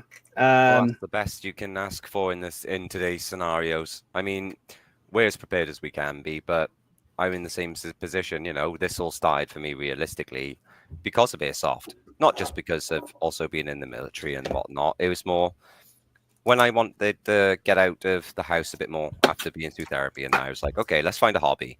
Screw it. I like the camaraderie. Let's go do Airsoft. Yeah. Through Airsoft, got into the reenactments of the D-Day landings, things like that, moving on up through into, okay, I did it as a sort of mess about, now I'm actually quite into this. It's quite enjoyable. Mm-hmm. And a few of the boys I used to go with on Milsim said, look, we're preppers, and we got into it through Airsoft. Why don't you? And they opened it up to me more so, because I've always known about prep, and I've always done it in a sense, but not to the state I am now. And yeah, no, it's... I find that really interesting because I'm still in a huge WhatsApp group for an Airsoft team. So I was part of an Airsoft team. I technically still am, I suppose, but I've not been to an event in God knows how long. So they're an actual team. They train, they have tactics and stuff like that. None of them are into prepping at all. Yeah. So that's why I found that quite interesting. It also depends where you go, though, don't it, really? Yeah. Oh, there you go. Rob B. Hi, Mike. Are you guys into Airsoft yourself? Yes, I was into it for quite a while. I used to have the Wells L96. Used to love. Nice. I was the boring airsofter that would crawl around and just get one good shot and be really happy. I was never a run and gun guy, but I liked the long campaigns. So like the 24. I've done 48 hours one. I did the D-Day landings one with the World War II airsoft lot down on the south coast of Wales. And it was a national park that ends on a beach, and it was the actual site where they trained for the D-Day landings. And we started on the sand. They had built makeshift landing crafts, the doors open, hails of BBs came down. They couldn't get off the beach, so the marshals had to move the whole thing back. Otherwise, it would have just ended on the beach. Yeah. And then we fought all the way back into the forest. They purpose-built 88 cannons that were firing black powder charges all night. So you're literally airsofting and you got boom, boom going off. Oh, atmosphere was unreal. It's incredible. When you go for full reenactment and they go all out on it, it is absolutely exhilarating. Yeah. That's what I like. I like the Milsim side of things. Same as me. Yeah. I had a VSR 10 and a plethora of Novorich marksman rifles and DMRs, and I absolutely loved it. I hated any of the AEG, any battery operated. It had to be spring. Oh yeah, I like the gas-powered AK that I borrowed off a mate once. Oh, because it GBs had are amazing. Full metal build, wooden handles, wooden stock, and full kickback with gas, and it was like, it was great. See, I wanted a Car 98K Airsoft. That was a gas blowback. There was one in Bristol. Wait, are you talking about the one with the ejecting shells? Oh yeah. Then you've got to stop and pick them all up. This is the reason I never had a reusable flashbang, because I don't want to go and search for it.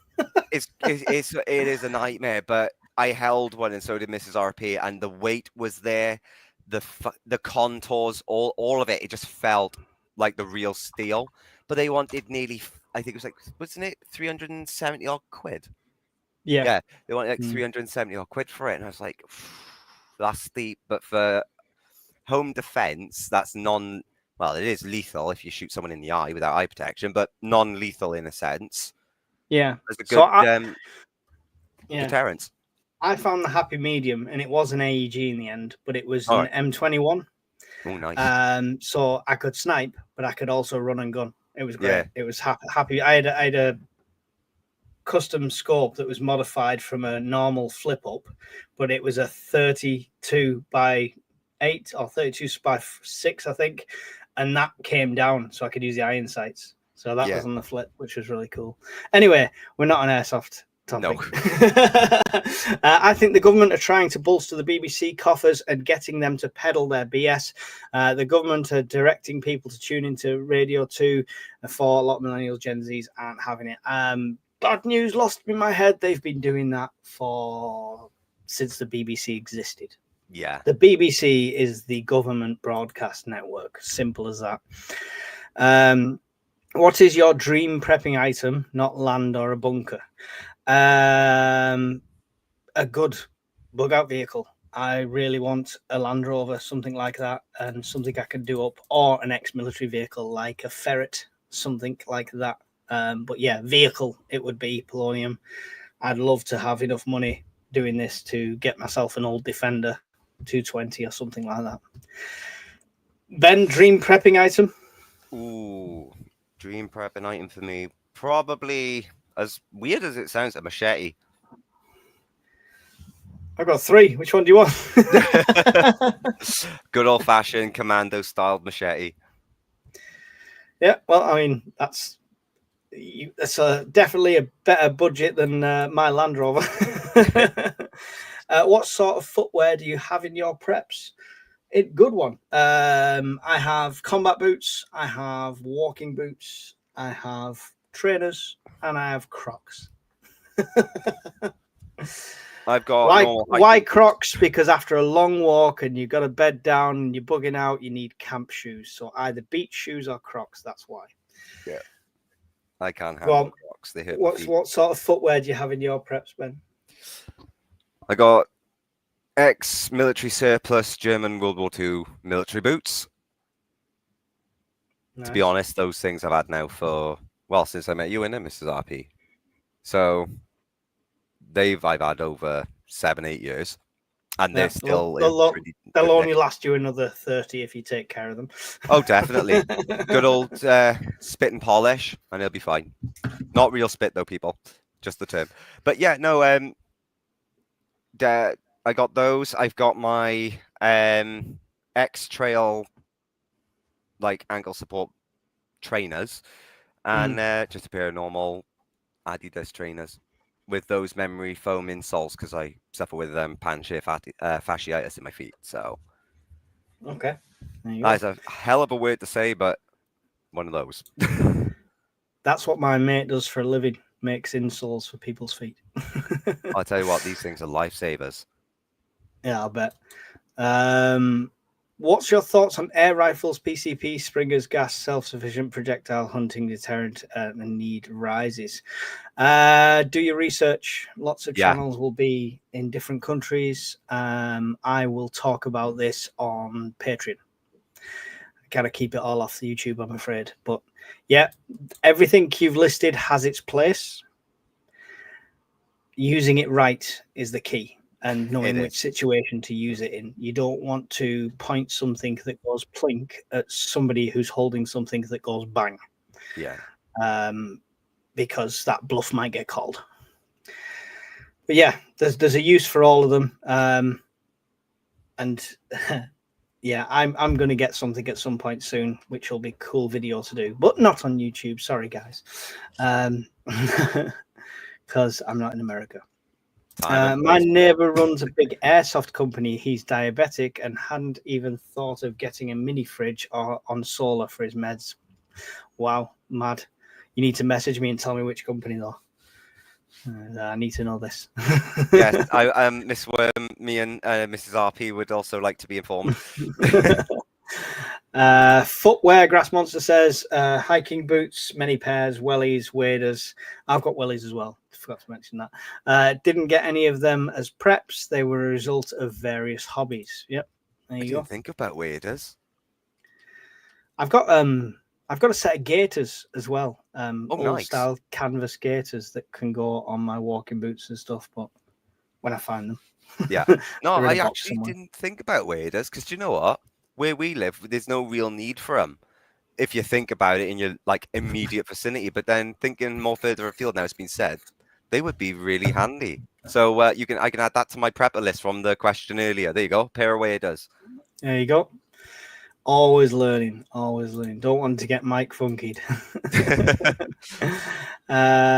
We're getting everyone here walking boots, especially for trekking up to the woods. But my 13-year-old wants leather ones, not proper walking boots.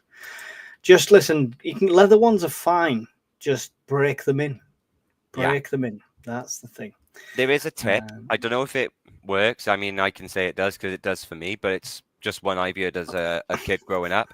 Put your leather in the sun only for a couple of hours, not a whole day, people, because they'll bleach. But if you're cautious and you do it sort of mid-morning into the late afternoon, you can put them in the sun and that should heat the leather up enough to help wear them in.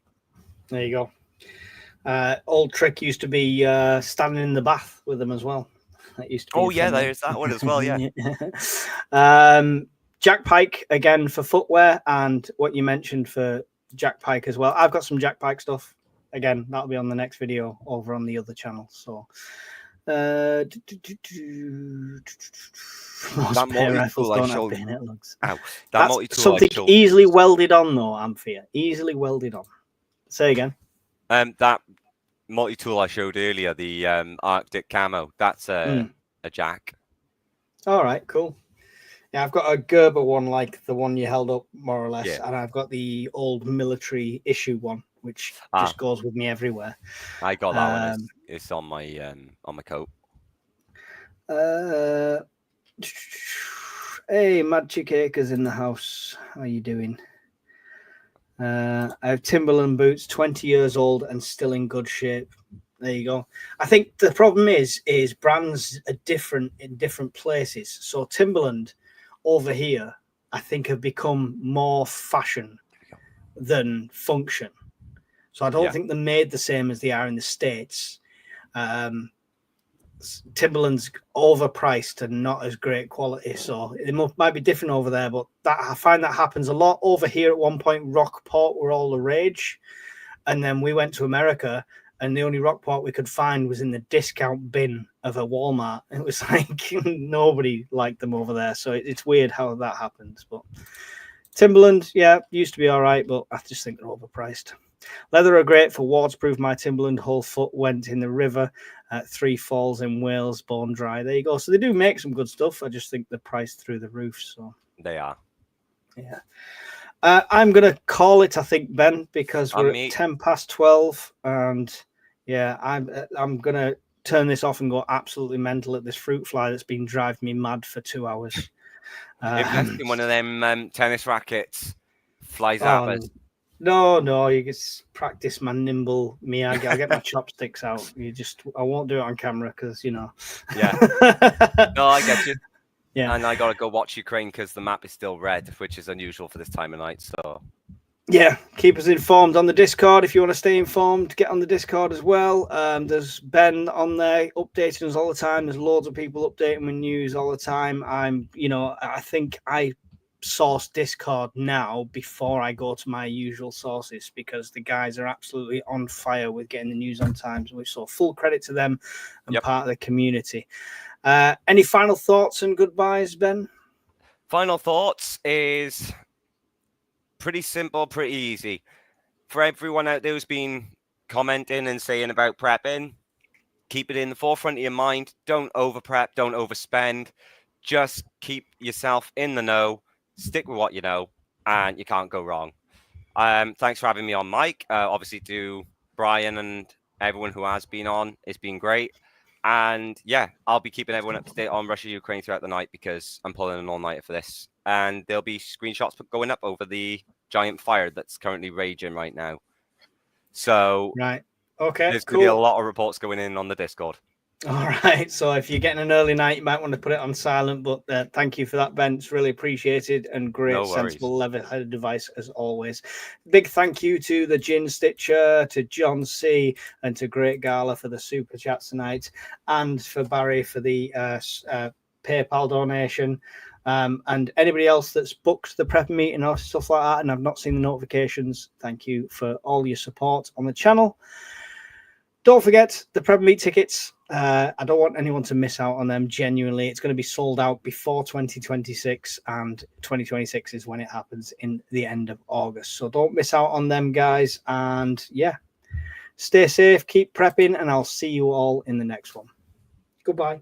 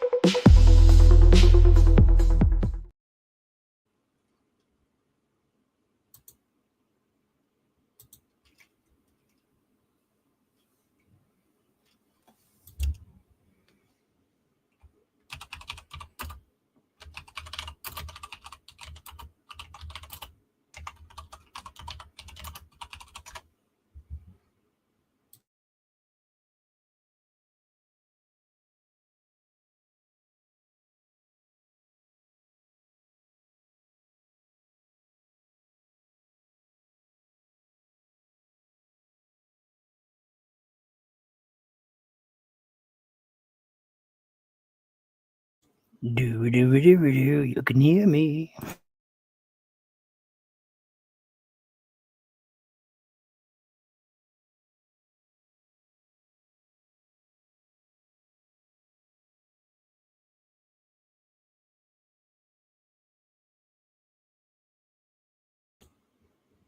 Why is the 40 people still in here staring at a blank screen?